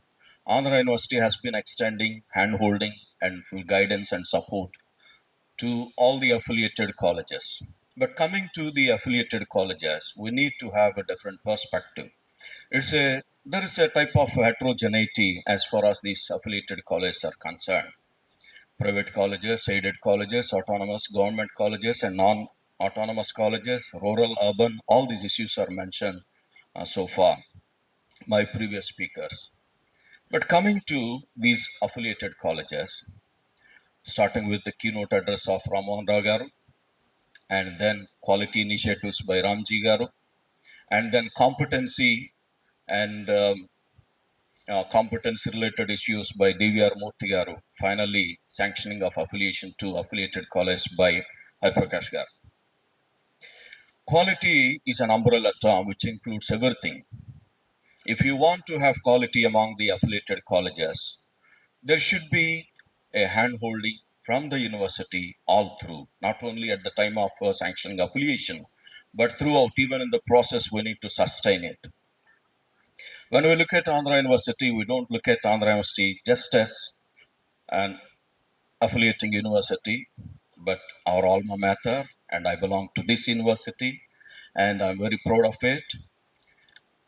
Looking at the process or the functioning of these affiliated colleges, you have audit at the time of sanctioning affiliation, but that is not enough. There are certain colleges which were established decades ago, and they have their own legacy. I think university can start academic audit, annual academic audit, to maintain that quality, and also to monitor the functioning of the colleges. Among the government colleges, we started this academic audit a long time ago, and I hope this would help the affiliated colleges to assess where they are. Already, Ramji Garu was mentioning that college should go for accreditation. Before you go for accreditation by national bodies, I think it is the university which has to reinforce and establish that quality among the colleges through this initiative called Annual Academic and Administrative Audit.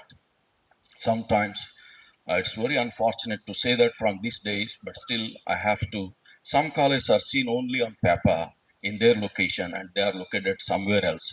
And we also have the problem of maintaining students in the college or in the classroom. We do have students on rolls, but when you make a surprise visit, there is a problem. You don't find the students at all in the college, because the factor of motivation we have to think here.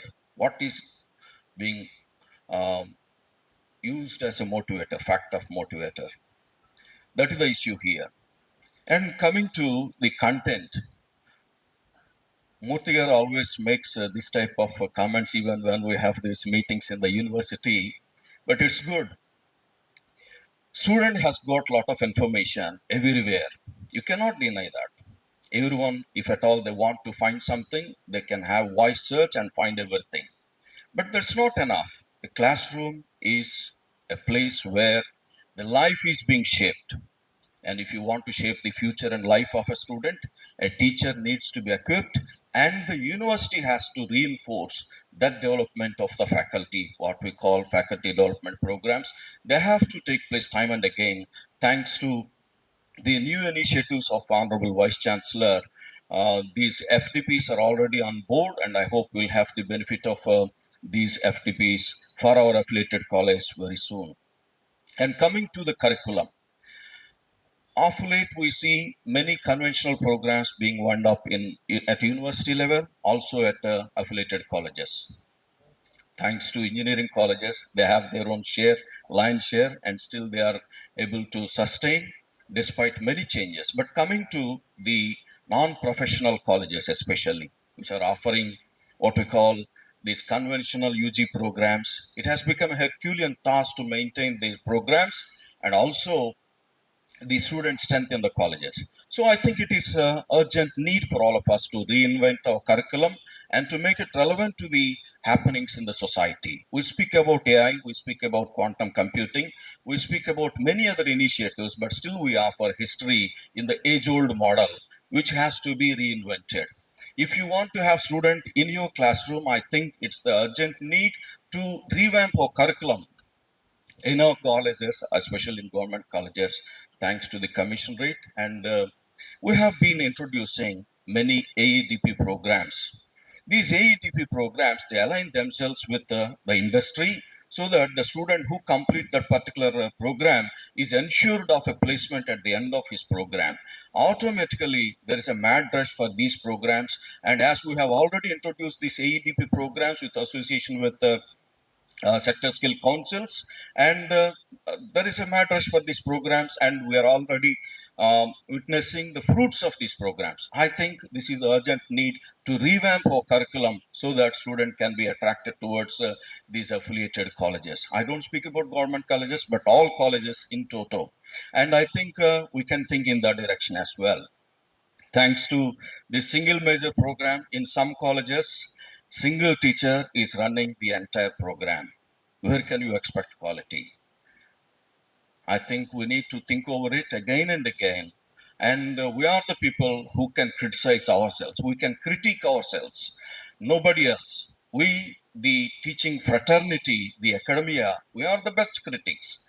We have been witnessing generations and also various changes in the what we call academia. I think we can rethink over these issues.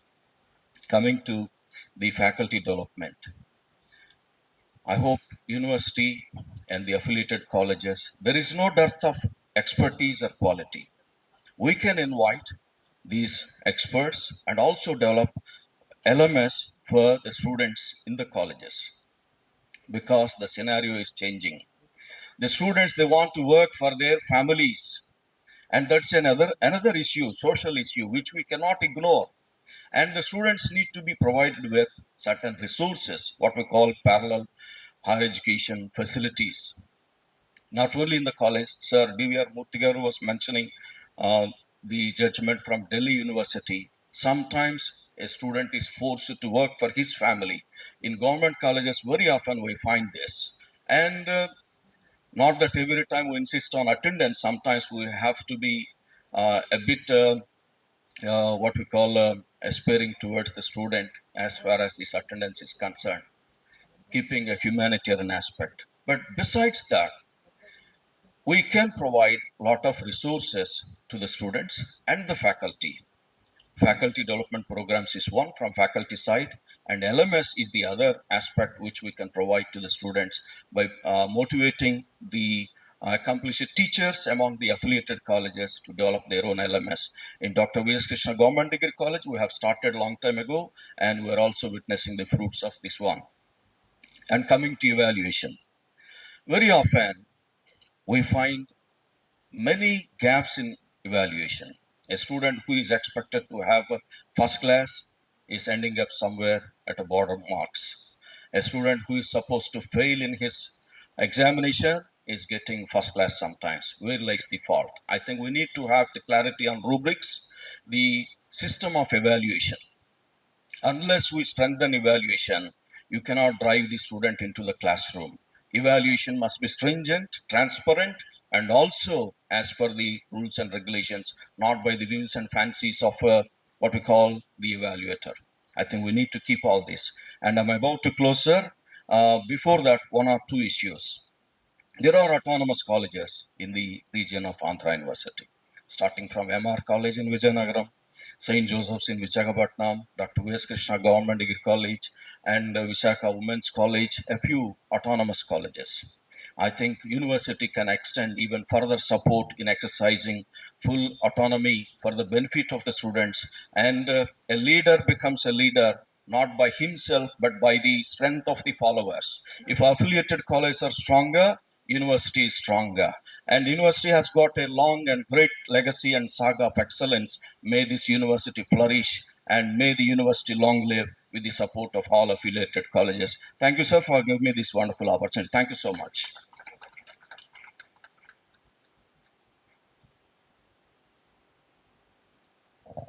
Thank you, Vijay Babu Garu, for your wonderful issues that you have presented. I think the time is very, very short. Now, I am sure that some of you have some questions, but you please write to us. We will forward it to the panel members to give you the right kind of suggestions on those issues. So, as a moderator, it is my responsibility to conclude. I'll take 5 minutes more. First of all, I would like to thank our panelists for the wonderful dispositions on the issues that are given to them. They have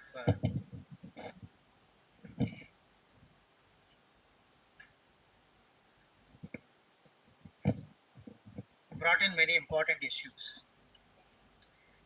So I would like to suggest a few things to the institutions. Every time we are focusing on monitoring the progress of the institutions. And one problem, what I have observed by being as vice chairman of APSHI, the affiliation process by the universities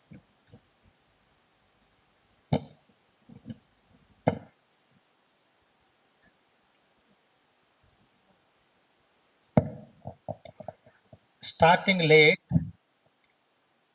and the time pressure is mounting, and the processes are compromised.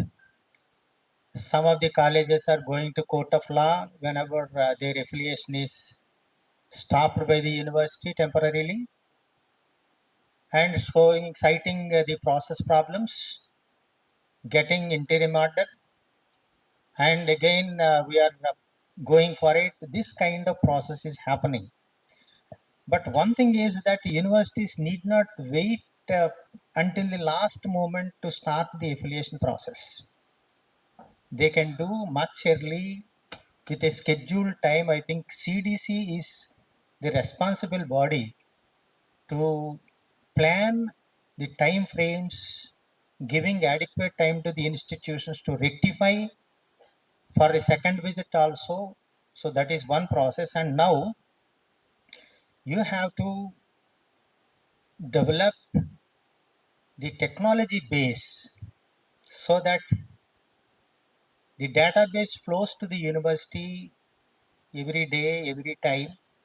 So on a dashboard, all the colleges have to equip with the digital infrastructure to flow the information to the university so that they will be knowing where what is happening and how they are happening. This is one area which we have to strengthen.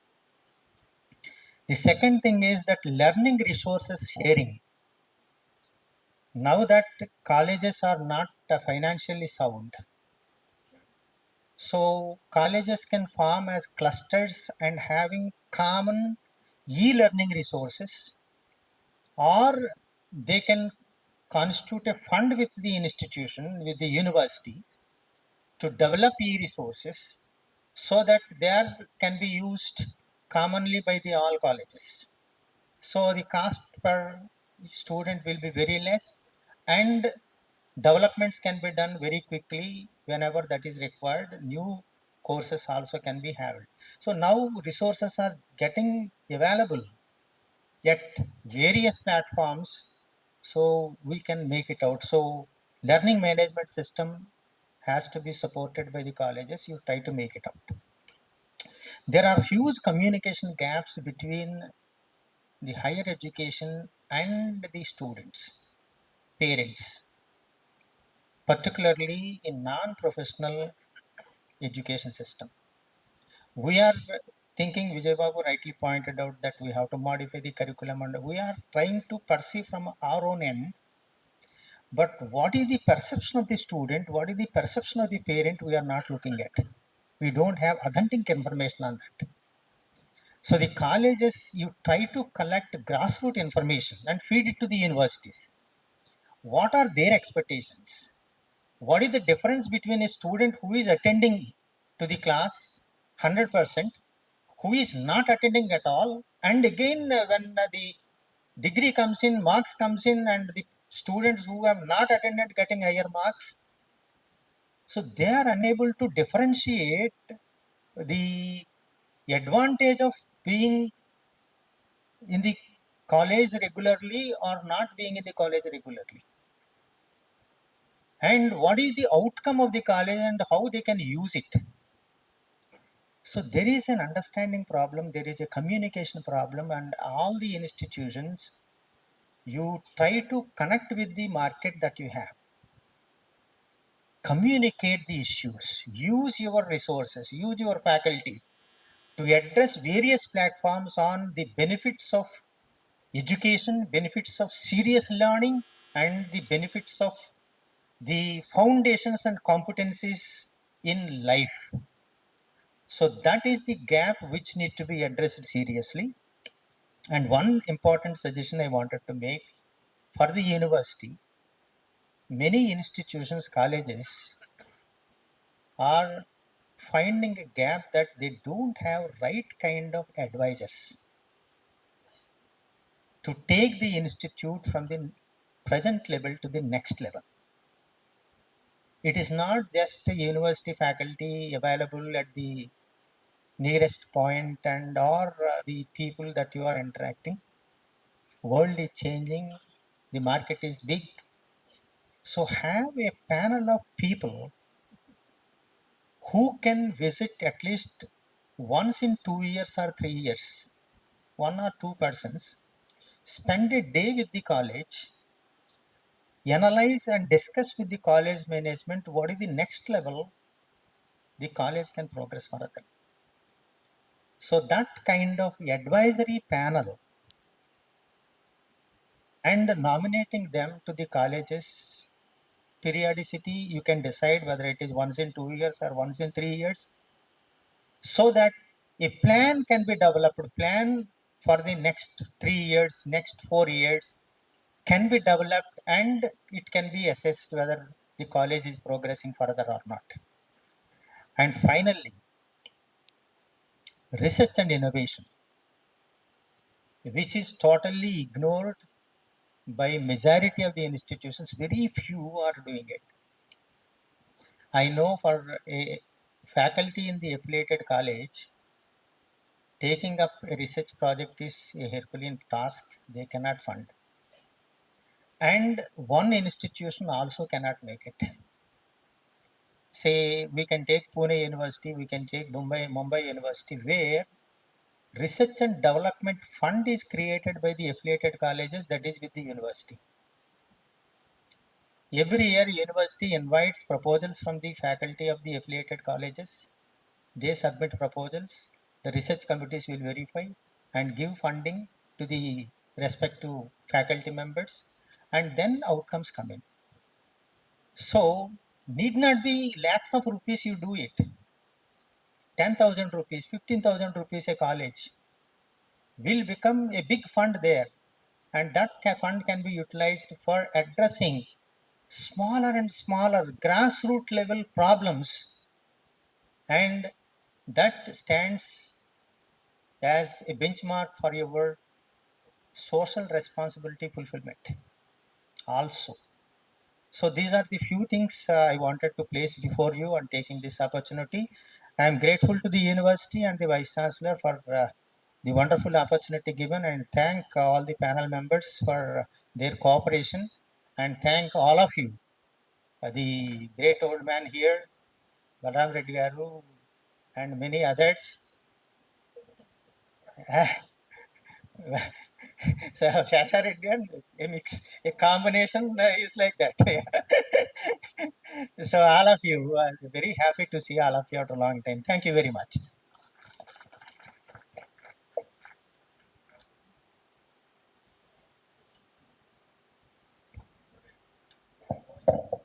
Thank you so much, sir. Now I request our Honorable Vice Chancellor, Professor G.P. Rajshekhar Garu, to felicitate our moderator and all the panelists on the dais. Thank you, sir. Professor K. Rammohan Rao Garu. Next.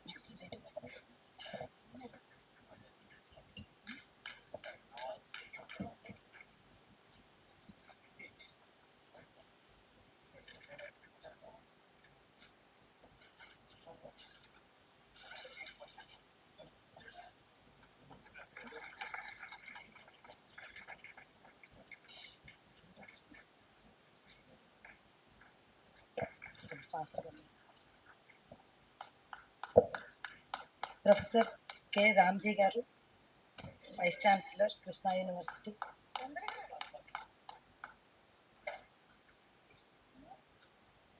Madam.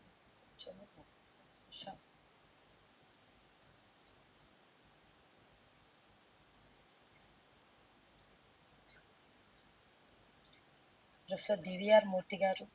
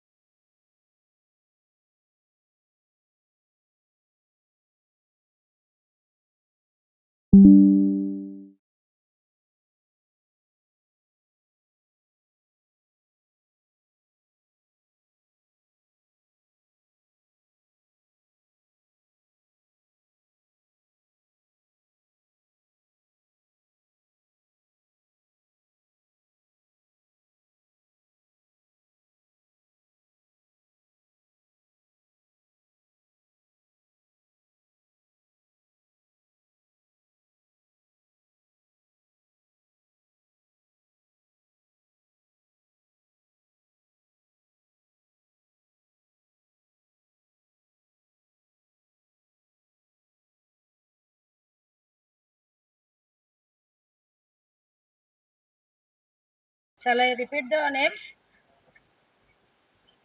Sesha Reddy Garu, sir. Sesha Reddy Garu, Chairman, Aditya Group of Colleges. Please come on to the dais.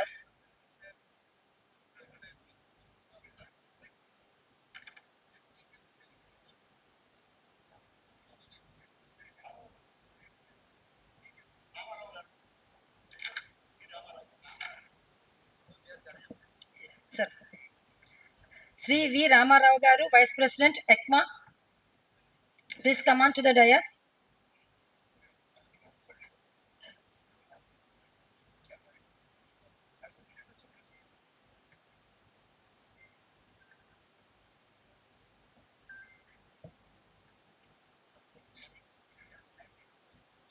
So please, sir, Murru Mutyal Naidu garu, please lead the session, sir. Thank you.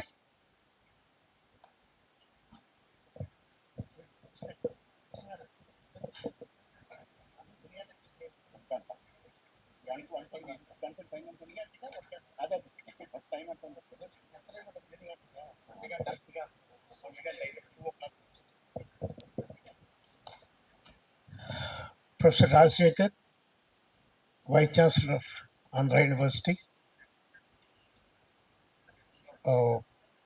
members of the panel, my dear friends. At the outset, I would like to thank the Andhra University for giving me an opportunity to participate in this panel discussion organized as a part of centenary celebrations. As all of you are aware, Andhra University is the oldest university in Andhra Pradesh and the second oldest university in our Telugu states. It has great intellectual legacy of such international giants as Professor C.R. Reddy, Sarveppalli Radhakrishnan, Hiren Mukherjee, Srinivasa Iyengar, Somashekar Sharma, Professor Sachidananda Murthy, K.V. Sivaya, that list goes on. And the interesting thing is, this university has started first in India. 2 years postgraduate management education in India. First university in 1957. So my dear friends, we are the fortunate few to have continuous interaction with this university in some or other capacity. So today, the theme is role of unaided colleges. That is enough, but we need not say private. Unaided college means private college only.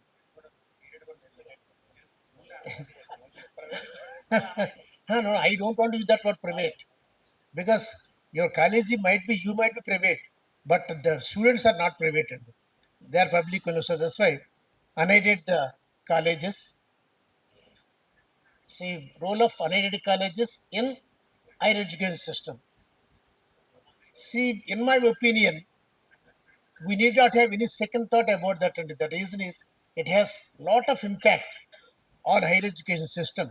The reason is about 85% of colleges are in the private sector.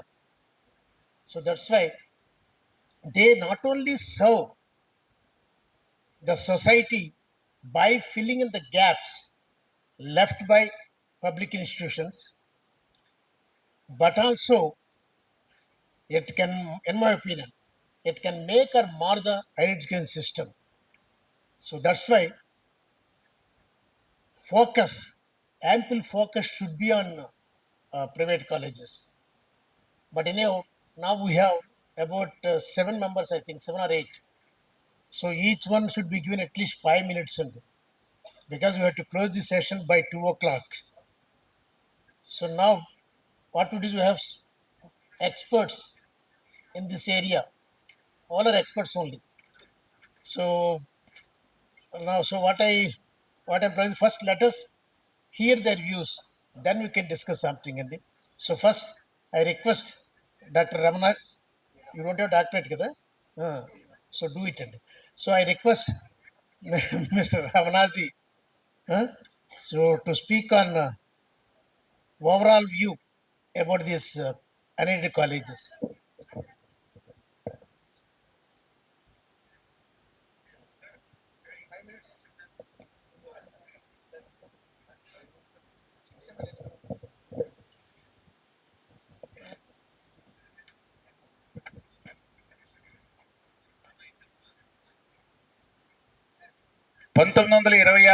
నాటి నుండి 2026 వరకు నేటి వరకున్న ఆంధ్ర విశ్వ కళా పరిషత్తుని అభివృద్ధి పథంలో నడిపించడానికి కృషి చేస్తున్న ఎందరో మహానుభావులందరికీ వందనాలు. ఈరోజు మన ఈ ప్యానెల్ డిస్కషన్కి అవకాశం కల్పించిన, మాటలు కాదు చేతలతో ప్రూవ్ చేసిన మన ఆంధ్ర విశ్వ కళా పరిషత్ వైస్ ఛాన్సలర్ జిపి రాజశేఖర్ గారికి,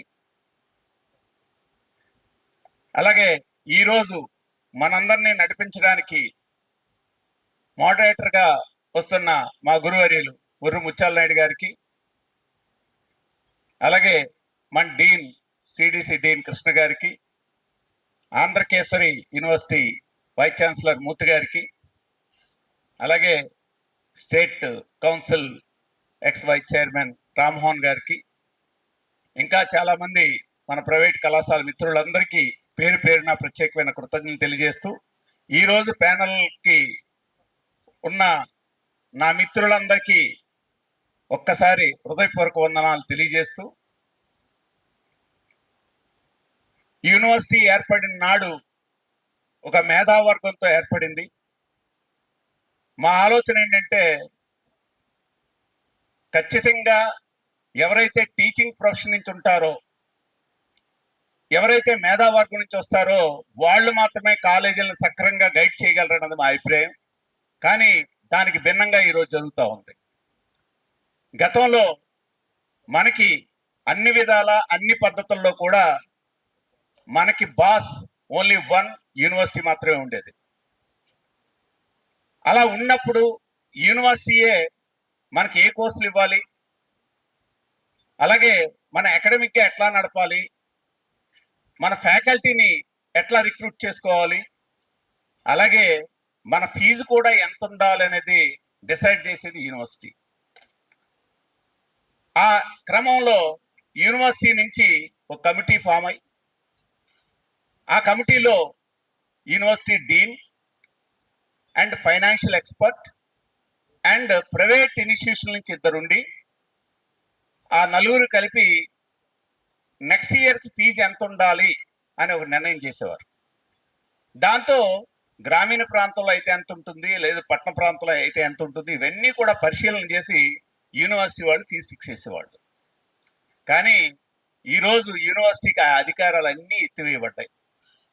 అధికారాలన్నీ లేకుండా, ఓ విధంగా చెప్పాలంటే బ్యూరోక్రాట్స్ చేతుల్లోకి ఈరోజు యూనివర్సిటీ యొక్క వ్యవస్థని పూర్తిగా తీసుకెళ్లారేమో అన్నది మా ప్రైవేట్ విద్యా సంస్థల నుంచి మేము చెప్తుంది. మీరు దీన్ని మనం పరిశీలన తీసుకుంటే, గతంలో కేవలం మనకు ఆంధ్ర యూనివర్సిటీ ఒకరే బాస్ అయితే, ఈరోజు మనకు నలుగురు బాసులు వచ్చారు. బాస్ 1 యూనివర్సిటీ అయితే బాస్ 2 యాప్సీ ఉండేది, state council of higher education. Boss 3 మనకి ఎవరికైతే బీబీఏ బీసీఏ కోర్సులు ఉన్నాయో, ఫ్యూచర్లో బీకామ్ కూడా దానికి పోబోతా ఉంది, దానికి ఏఐసిటి వాడు వచ్చాడు. రీసెంట్ గా బాస్ 4 ఇంకొకరు వచ్చారు, అదే కమిషనర్ కాలేజ్ ఆఫ్ ఎడ్యుకేషన్. మనం ఎంతమందికి సమాధానం చెప్పాలి? మన సమస్యల్ని ఎవరు వింటే పరిష్కారం చేయగలరు? ఎవరైతే ఎకడమిక్స్ నుంచి వచ్చారో వాళ్ళు మన సమస్యల గురించి చెప్పినప్పుడు వాళ్ళు అర్థం చేసుకునే అవకాశం ఉంది. గతంలో యూనివర్సిటీ అధికారులు కానీ, తర్వాత స్టేట్ కౌన్సిల్కి వచ్చిన చైర్మన్ కానీ, వైస్ చైర్మన్ కానీ, వీళ్ళందరూ కూడా అకాడమిక్స్ నుంచి వెళ్ళడం వల్ల మనం ఏదైనా సమస్య చెప్తే ఆ సమస్యని వినడానికి అవకాశం ఉండేది. ఈరోజు బ్యూరోక్రాట్స్ వినడానికి కాదు, కనీసం మనతో మాట్లాడడానికి పర్మిషన్ కూడా లేని పరిస్థితి ఈరోజు కనపడతా ఉంది. ఇలాంటి క్రమంలో మేము ప్రైవేట్ విద్యా వ్యవస్థలు ఎట్లా నడపాలి ఒక్కసారి అధికారులందరూ కూడా ఆలోచించాల్సిన అవసరం ఉంది. కాబట్టి దయించి మేము ఏమంటున్నామంటే, యూనివర్సిటీకి ఉండే అధికారాలని మీరు హరించొద్దు, యూనివర్సిటీకి ఉన్న అధికారాలు పూర్తిగా ఇవ్వండి, వాళ్ళ ద్వారానే మమ్మల్ని నడిపించండి అని చెప్తా ఉన్నాం. ఇందాక ప్యానల్ 1లో చాలా మంచి విషయాలు చెప్పారు. వాళ్ళన్నింటినీ కూడా మేము పరిశీలిస్తాం, వాళ్ళన్నింటినీ కూడా మేము అమలు జరపడానికి కావాల్సిన ప్రయత్నం చేస్తాం. ఫర్ ఎగ్జాంపుల్ ఇందాక చెప్తాం, ఈ రోజు వరకు కూడా యూనివర్సిటీ అప్లికేషన్ సంబంధించిన కమిటీలు రావాలి, అసలు నోటిఫికేషనే రాలా. మరి నోటిఫికేషన్ రాకుండా రేపు అడ్మిషన్ అప్పుడు ఏమవుతుంది? ఎందుకు నోటిఫికేషన్ రాలేదు అంటే, స్టేట్ కౌన్సిల్ మన యూనివర్సిటీని అడిగితే యూనివర్సిటీలో స్టేట్ కౌన్సిల్ అడిగితే మా దగ్గర ఏమన్నా అధికారాలు ఇప్పుడు అన్ని కలిపి సీసీ వాళ్ళు తీసుకున్నారు, వాళ్ళని అడగండి అని చెప్తున్నారు. అంటే ఎవరు సమాధానం అన్నది మాకు అర్థం కాని పరిస్థితి అనేది ఉంది. దాన్ని ఒక్కసారి పరిశీలించాల్సిన అవసరం ఉంది. నెంబర్ 1 అంటే వ్యవస్థలను నిర్వీర్యం చేయొద్దు, వ్యవస్థలను కాపాడాల్సిన బాధ్యత ఉంది. ఆ వ్యవస్థే మాకు ఏకైక వ్యవస్థ, అది యూనివర్సిటీ వ్యవస్థ. యూనివర్సిటీ యొక్క స్వయం ప్రతిపత్తిని కాపాడాల్సిన అవసరం ఉంది. ఇక రెండవది ఫీజు రీఎంబర్స్మెంట్ గురించి రెండో అంశం రావాలి. ఎక్కడైనా పిండి కొలిది రొట్టె అనే విషయం మీ అందరికీ తెలుసు. ఓ విధంగా చెప్పాలంటే డీన్, గతంలో ఉండే డీన్ హరిప్రకాష్ గారి కృషి వల్ల, దయ వల్ల ప్రైవేట్ కాలేజీలన్నింటినీ కూడా అప్పటి వరకు లేని ఫీజుని ఫిక్స్ చేయడంలో కీలక పాత్ర వహించారు. అప్పుడు ఆ అధికారం ఉండేది వాళ్ళకి. ఫీజు ఫిక్సేషన్ చేసే అధికారం యూనివర్సిటీలకు ఉండడం ద్వారా ఇతర యూనివర్సిటీలో ఉన్న ఫీజులు ఒక కాలేజీని డెవలప్ చేయడానికి ఎంత ఫీజు కావాలని అనుకున్నప్పుడు వాళ్ళు ఉన్న దాంట్లో బెటర్గా చేయడానికి కావాల్సిన కృషి చేశారు. దాంతో అన్ని కాలేజీలు కొంచెం సాటిస్ఫై. అప్పటి నుంచి ఇప్పుడు దాకా ఫీజు పెరగకపోగా ఫీజు తగ్గింది. మీరందరూ కూడా చెప్తా ఉన్నారు అధికారులందరూ క్వాలిటీ నిలబెట్టాలి. ఎస్, క్వాలిటీ నిలబెడతాం మేము కాదంటలేదు. కానీ ఈరోజు ఒక గవర్నమెంట్ కాలేజీలో ఒక డిగ్రీ విద్యార్థికి 98,000 రూపాయలు ఖర్చు పెడతా ఉంటే ఈరోజు మాకు ఫీజు రియంబర్స్మెంట్ ఎంత అండి? 10,000 రూపాయలు. 98,000 రూపాయలు మీరు డిగ్రీ గవర్నమెంట్ కాలేజీలో మీరు ఖర్చు పెడుతున్నప్పుడు 10,000 మాకు ఇస్తూ మమ్మల్ని క్వాలిటీ తీసుకురమ్మంటే మేము ఎట్లా తీసుకురాగలం? ఒకసారి అధికారుల్ని ఆలోచించాల్సిందిగా కోరుతా ఉన్నా. అలాగే ఇంకా ఘోరమైన విషయం ఏంటంటే బిఈడి, ఎంఈడి. గత ప్రభుత్వంలో 16,500 ఉన్నది. ఈరోజు బిఈడి ఫీజు ఎంతో తెలిస్తే మీరు ఆశ్చర్యపోతారు. సంవత్సరానికి కేవలం 9,000 రూపాయలతో పిహెచ్డి చేసిన క్యాండిడేట్ అక్కడ ప్రిన్సిపల్ ఉండాలి. Is it possible? సాధ్యం కాని పని. ఎంఈడికి అయితే ఇంకా ఘోరం. 4 పిహెచ్డీలు కావాలి, ఫీజు మాత్రం వాళ్ళు 10,000 ఇస్తారు సంవత్సరానికి. సీట్లు మాత్రం 50 ఇస్తారు, ఎన్ని ఫిల్ అవుతాయో తెలియదు.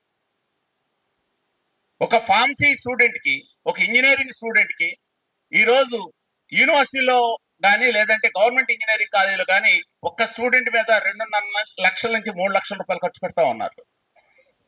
కానీ ప్రైవేట్ ఇంజనీరింగ్ కాలేజీ విద్యార్థికి కేవలం 40 రూపాయలు ఇచ్చి మీరు క్వాలిటీ తీసుకురండి అని చెప్తున్నారు. ఇది సాధ్యమవుతుందా? అధికారులందరూ కూడా ఆలోచించాల్సిన అవసరం ఉంది. మీరు ఖచ్చితంగా మేము గవర్నమెంట్కి ఇచ్చినంత ఫీజులు మాకు ఇమ్మని మేము చెప్పట్లా. ఎందుకంటే అంత శాలరీస్ మేము ఇవ్వలేము, వాస్తవాలను ఒప్పుకుంటాం. కానీ అందులో కనీసం సగం ఫీజుని మాకు ఫిక్స్ చేస్తే క్వాలిటీ ఆఫ్ ఎడ్యుకేషన్ ఖచ్చితంగా మేము తీసుకురావడానికి కావాల్సిన ప్రయత్నం చేస్తాం. మీరు మానిటరింగ్ చేయండి. మీరు చెప్పినట్టు నడుచుకోవడానికి మేము సిద్ధంగా ఉన్నాం అన్నది ఈ సందర్భంలో మీ అందరికి కూడా తెలియజేస్తా ఉన్నాం. ఫర్ ఎగ్జాంపుల్ ఎఫిలియేషన్కి సంబంధించి 5 సంవత్సరాలకు ఒకసారి ఎఫిలియేషన్ ఇమ్మని మన రాష్ట్ర విద్యాశాఖ మంత్రి గారికి చెప్పాం. ఎందుకనంటే స్కూల్లో ఈరోజు స్కూల్లో ఎవరైతే ఉన్నారో వాళ్ళకి 10 ఇయర్స్ ఎఫిలియేషన్కి ఉంది. ఇంటర్మీడియట్ కూడా మేము ఆల్రెడీ మొన్నే ప్రపోజల్ పెట్టాం. ఇంటర్మీడియట్ కూడా రేపు 8 ఇయర్స్ ఇమ్మని అడిగాం. మేము యాప్సీ వాళ్ళని గతంలో రామ్మోహన్ రావు గారు ఉన్నప్పుడే మాట్లాడాం. కనీసం 5 సంవత్సరాలకు ఒకసారి ఇవ్వండి. ఎందుకనంటే ఒక్కసారి ఒక ఎఫిలియేషన్కి మేము నిరంతరం దానికి సంబంధించిన సర్టిఫికేట్లన్నీ తీసుకురావడానికే మా టైం అంతా సరిపోతుంది. ఇక రెండో విషయం చెప్పకూడదు. ఒక ఎఫిలియేషన్ కమిటీ వస్తే ఏంటో ఎలా ఉంటుందో మీ అందరికీ తెలుసు, మాకు కూడా తెలుసు. కాబట్టి మేము ఏం అడిగాం? 5 సంవత్సరాలకు ఒకసారి ఇవ్వండి మాకు. మేము ఖచ్చితంగా ఈలోగా మీరు సర్ప్రైజ్ విజిట్ చేయండి. మేము తప్పులు చేస్తుంటే మిమ్మల్ని ఇందాక మా గురుగారు హరిప్రకాష్ గారు చెప్పారు, ఎస్ మానిటరింగ్ చేయండి. ఈ రోజు చెప్పేసి ఈ రోజు ఆపేస్తాం అని కాదు, మీరు నోటీస్ ఇవ్వండి. ఖచ్చితంగా చేయకపోతే మా మీద యాక్షన్ తీసుకోండి. దానికి కూడా మేము సిద్ధంగా ఉంటాం. 5 సంవత్సరాల ఎఫిలియేషన్ గురించి ఈ రోజు గురించి కూడా మాట్లాడలేని పరిస్థితి ఉందా? అట్లాగే fire safety certificate clear cut గా సుప్రీంకోర్టు తీర్పిచ్చింది రీసెంట్ గా. ఏమని చెప్పింది? 15 మీటర్స్ కన్నా హైట్ ఉన్న వాళ్ళు మాత్రమే ఎన్ఓసి తీసుకోమని. 15 మీటర్స్ అంటే అర్థం ఏంటి? 4 ఫ్లోర్ల వరకు అక్కర్లేదని, G+3 వరకు ఎన్ఓసి అక్కర్లేదని. కానీ ఎఫిలియేషన్కి వచ్చేసరికి మీరు ఫైర్ సేఫ్టీ సర్టిఫికేట్ లేదు. వాళ్ళు క్లియర్ కట్ గా సుప్రీంకోర్టు చెప్తా ఉంది అక్కర్లేదని. కాబట్టి నేను ఆల్రెడీ ఇప్పటికే నిన్నే మన భరతగుప్తా గారికి కూడా మెసేజ్ పాస్ చేస్తాం, నిన్న మాట్లాడాను కూడా. ఇప్పుడున్న పరిస్థితుల్లో ఆంధ్రప్రదేశ్లో కానీ ఆంధ్ర యూనివర్సిటీలో కానీ ఏ కాలేజీకి కూడా ఫైర్ సేఫ్టీ సర్టిఫికేట్ అక్కర్లేదు as per supreme court guide lines. మేము 15 మీటర్లు దాటిన అంతస్తులు మేము నిర్మించట్లేదు. మా ఈ కార్పొరేట్ విద్యా వ్యవస్థలు కాదు, సాధారణమైన విద్యా వ్యవస్థలు. గ్రామీణ ప్రాంతంలో G+2లో ఉంది, పట్టణ ప్రాంతంలో మాక్సిమం G+3లో మాత్రమే ఉన్నాయి తప్ప మేమే 10 అంతస్తులు 15 అంతస్తులు కూడా లేవు. ఆ విషయాన్ని కూడా ప్రభుత్వం గమనించాల్సిన అవసరం ఉందన్నది ఈ సందర్భంగా మీకు తెలియజేస్తా ఉన్నాం. సింగిల్ మేజర్ సబ్జెక్ట్ ఇందాక చెప్తా ఉన్నారు, రానున్న కాలంలో మంచి ఫ్యాకల్టీ రావాలి. ఎట్లా వస్తుందో ఒక్కసారి నేను వివరణ ఇవ్వదలుచుకున్నాను ఈ సందర్భంలో. ఫర్ ఎగ్జాంపుల్ మా కాలేజీ తీసుకుందాం. లాస్ట్ 2 years బ్యాక్ వరకు నా కాలేజీలో ఫిజిక్స్ డిపార్ట్మెంట్, మ్యాథ్స్ డిపార్ట్మెంట్ ఉండేది, బాటనీ డిపార్ట్మెంట్ ఉండేది. అలాంటి 5-6 డిపార్ట్మెంట్లు ఈరోజు ఎత్తియాల్సిన పరిస్థితి వచ్చింది. స్టూడెంట్ ఏం కోరుకుంటున్నాడు? అయితే కంప్యూటర్స్ లేకపోతే కెమిస్ట్రీ, మిగతా డిపార్ట్మెంట్లన్నీ జీరో. ఈరోజు ఆ డిపార్ట్మెంట్ ఏదైతే బేస్ డిపార్ట్మెంట్స్ ఉన్నాయో, మ్యాథమెటిక్స్ అనేది నేర్చుకోకుండా కంప్యూటర్ కానీ స్టాటిస్టిక్స్ కానీ ఎట్లా నేర్చుకుంటాడు? ఈరోజు ఆ డిపార్ట్మెంట్ ఎత్తియాల్సిన పరిస్థితి వచ్చింది. మేము అందుకనే సింగిల్ మేజర్ సబ్జెక్ట్ వద్దు, డ్యూయల్ సబ్జెక్ట్ పెట్టండి అంటే ఆ రోజు యాప్సీ వాళ్ళు అంగీకరించలేదు. అంగీకరించకపోతే నేను చెప్తున్నాను, ఈరోజు రానున్న 5 సంవత్సరాల కాలంలో స్కూల్లో టీచర్లు దొరకరు, కాలేజీలో కూడా టీచర్లు దొరకరు. ఈ విషయాన్ని అనేక సందర్భాల్లో మన స్టేట్ గవర్నమెంట్ కూడా చాలా స్పష్టంగా చెప్పాం, కానీ దాన్ని పరిశీలించడంలో వెనకబడుతున్నారు. ఇప్పటికైనా మేము చెప్తున్నాం, సింగిల్ మేజర్ సబ్జెక్ట్ వల్ల చాలా సబ్జెక్ట్స్ ఎగిరిపోతాయి, వాటిని కాపాడాల్సిన బాధ్యత మనకుందన్నది ఈ సందర్భంలో కూడా నేను మీకు వ్యక్తం చేస్తా ఉన్నా. అట్లాగే మేము గత ప్రభుత్వానికి కూడా చెప్పాం, పీజీ విద్యార్థులకు స్కాలర్షిప్ ఇచ్చి తీరాల్సిందే అని. ఈ రోజు మీ అందరికి కూడా తెలుసు, యూనివర్సిటీల్లోనే పీజీ సీట్లు నిండట్లా. ప్రైవేట్ కాలేజీలు అయితే దాదాపు 20-25% మాత్రమే సీట్లు నిండుతూ ఉన్నాయి. ఎందుకు సీట్లు నిండట్లే?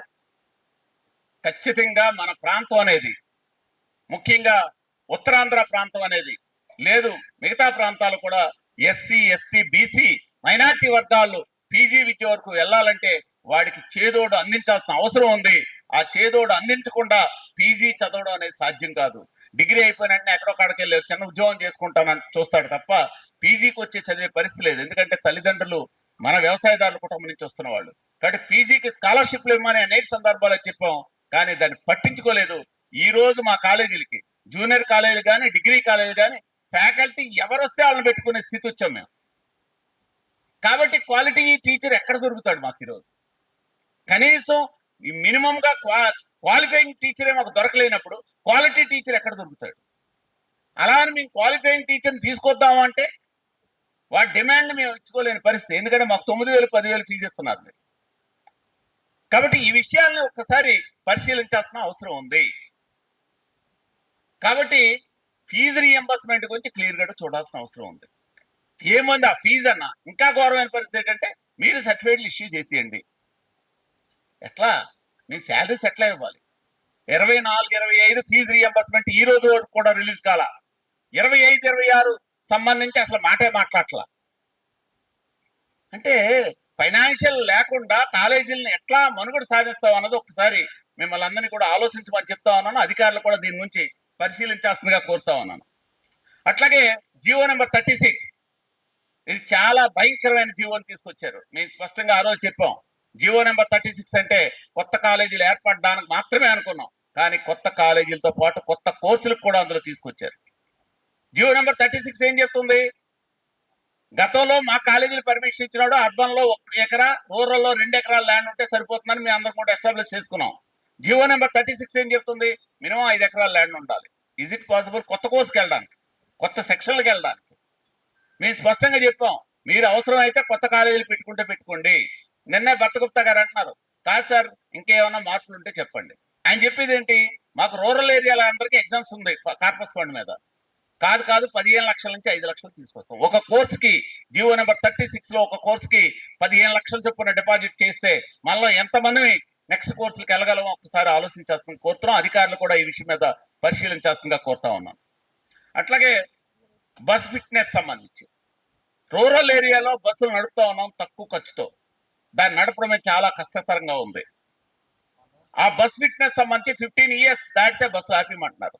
మా బస్సులన్నీ కూడా స్కూల్ బస్సులన్నీ మ్యాక్సిమం 20 కిలోమీటర్ల కన్నా ఎక్కువ దూరం మేము ప్రయాణం చేయదు. కాబట్టి మేము ఈ బస్ ఫిట్నెస్ సంబంధించి 20 సంవత్సరాల వరకు ఉంచాలన్నది మేము చెప్పింది. కాబట్టి మేము చివరిగా మేము చెప్పే అంశాలు టైం ఇవ్వలేదు కాబట్టి మేము యూనివర్సిటీ యొక్క నిబంధనలకు కట్టుబడి ఉంటాం. యూనివర్సిటీ అనేది బ్యాలెన్స్డ్ అటానమీ, ఇటు కాలేజీలకి యూనివర్సిటీలకి ప్రభుత్వం ఇవ్వాల్సిన అవసరం ఉంది. బ్యాలెన్స్డ్ అటానమీ ఉండకపోతే రానున్న కాలంలో ప్రైవేట్ విద్యా వ్యవస్థలు అనేది మనుగడే కష్టం అవుతా ఉంటుంది అన్నది గమనించాల్సింది కోరుతా ఉన్నాను. అలాగే రెండోది అంటే క్రిటికల్ రెగ్యులేషన్స్ పెట్టడం, అమలుకి సాధ్యం కాని రెగ్యులేషన్స్. అంటే ఈ సందర్భంలో ఎలా అంటున్నానని ఏమనుకోవద్దు. ఇందాక గురువులందరూ మాట్లాడుతూ ఎడ్యుకేషన్, ఓపెన్ ఎడ్యుకేషన్ సిస్టమ్ ఉంది, పిల్లాడు ఎక్కడ పడితే అక్కడ నేర్చుకోవచ్చు. మీరు ఫీజు రియంబర్స్మెంట్ ఇవ్వబడుతుంది కాబట్టి రేపు ఎఫ్ఆర్ఎస్ పెడుతున్నారు. ఎఫ్ఆర్ఎస్కి మేము వ్యతిరేకం కాదు, ఖచ్చితంగా దాని అమలు జరపండి, మేము సపోర్ట్ చేస్తాం. కానీ దానిలో ఉండే ప్రాబ్లమ్స్ ఏంటంది, ఎవరైతే ఇందులో ఇన్వాల్వ్ అవుతున్నారో వాళ్ళందరితో మీటింగ్ పెట్టి ఎట్లా అమలు జరుపుదాం అని కనీసం ఎవరైతే ఇందులో స్టేక్ హోల్డర్స్ ఉన్నారో వాళ్ళతో చర్చించకుండా మీరు అధికారులుగా మీరు నిర్ణయం తీసుకుంటే రేపు అమలు జరపడం అనేది సాధ్యం అవుతుందో లేదో ఒకసారి గమనించాల్సిన కోరుతున్నాం. మీరు ఇష్టం వచ్చినట్లు డిఫికల్ట్ రెగ్యులేషన్స్ పెడితే దాన్ని అమలు జరపాల్సిన బాధ్యత ప్రైవేట్ కాలేజీలు కాబట్టి ఆ కాలేజీలకు కూడా వివరణ చెప్పాల్సిన అవసరం ఉందన్నది చెప్తా ఉన్నాం. అట్లాగే ఫ్యాకల్టీ డెవలప్మెంట్ ప్రోగ్రామ్ మా గురుగారు బీసీ గారు ఆంధ్ర యూనివర్సిటీకి వచ్చిన తర్వాత చాలా ఈ ఎఫ్డిపికి చాలా టైం కేటాయించారు. దానికి ఖచ్చితంగా మేము కట్టుబడి ఉంటాం. దాన్ని ముందు తీసుకెళ్ళడానికి కావాల్సిన అన్ని రకాలైన ప్రయత్నాలు చేస్తాం.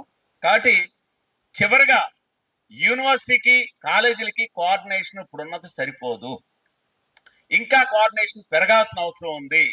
విద్యా వ్యవస్థలో ఖచ్చితంగా క్వాలిటీ ఆఫ్ ఎడ్యుకేషన్ ని రూరల్ ఏరియాలో కానీ ట్రైబల్ ఏరియాలో కానీ ప్రభుత్వం చేయలేని పని మేము చేస్తా ఉన్నాం. ఫర్ ఎగ్జాంపుల్ విశాఖపట్నం సిటీ మొత్తానికి 2 గవర్నమెంట్ కాలేజ్, మేము దాదాపుగా 100 కాలేజీలు ఉన్నాం. మేము ఏం చేస్తున్నాం, మేము ఖచ్చితంగా సర్వీస్ చేస్తున్నాం. మా సర్వీస్ని గుర్తించండి. మీరు గుర్తించకుండా ప్రైవేట్ విద్యా వ్యవస్థలు చేస్తున్న కృషిని గుర్తించకుండా కేవలం వీళ్ళ దోపిడీదారులుగానో ఫీజులు కలెక్ట్ చేసిన వ్యక్తులుగానే మీరు చూడొద్దు. అలా ఒకరో ఇద్దరు ఉంటారు తప్ప మెజారిటీ మెంబర్స్ ఖచ్చితంగా సర్వీస్ చేసే ఉద్దేశంతో వచ్చారు.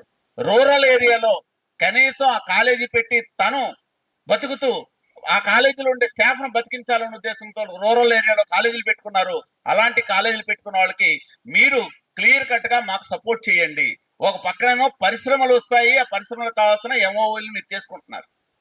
మేము ఆల్రెడీ ఉద్యోగాలు ఇస్తున్నాం. మేము ఆల్రెడీ స్టూడెంట్స్ అందరినీ ఒక సక్రమైన విద్యార్థులుగా తయారు చేయడానికి అవసరం కృషి చేస్తున్నాం.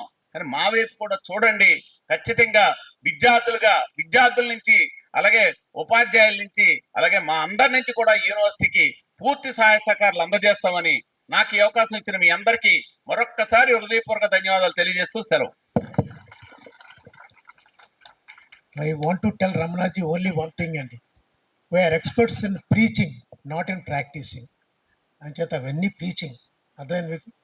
So next important thing ఏంటంటే he has mentioned really key issues అండి. So I request, I think Rasir garu is not there. I request Rasir garu to actually forward everything to the government. Very important points అండి. And next thing is, all of you remember, hope you remember, it is NTR who decided to put university administration in the hands of teachers. So అందువల్ల నేను అనుకోవడం మళ్ళా ఇటువంటి చేయాలనుకుంటున్నాను. ఎందుకంటే ఇది NTR legacy.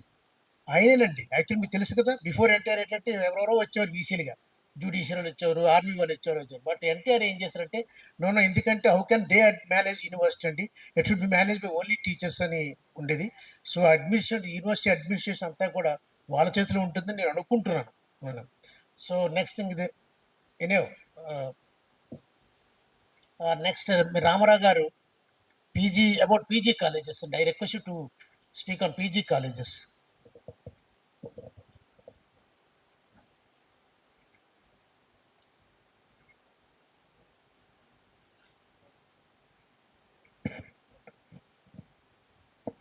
Honorable Vice Chancellor, Professor G.P. Rajshekhar garu, moderator, Professor Muchal Nayed Garu, and the university vice chancellors, faculty members, and my good friends from the different colleges.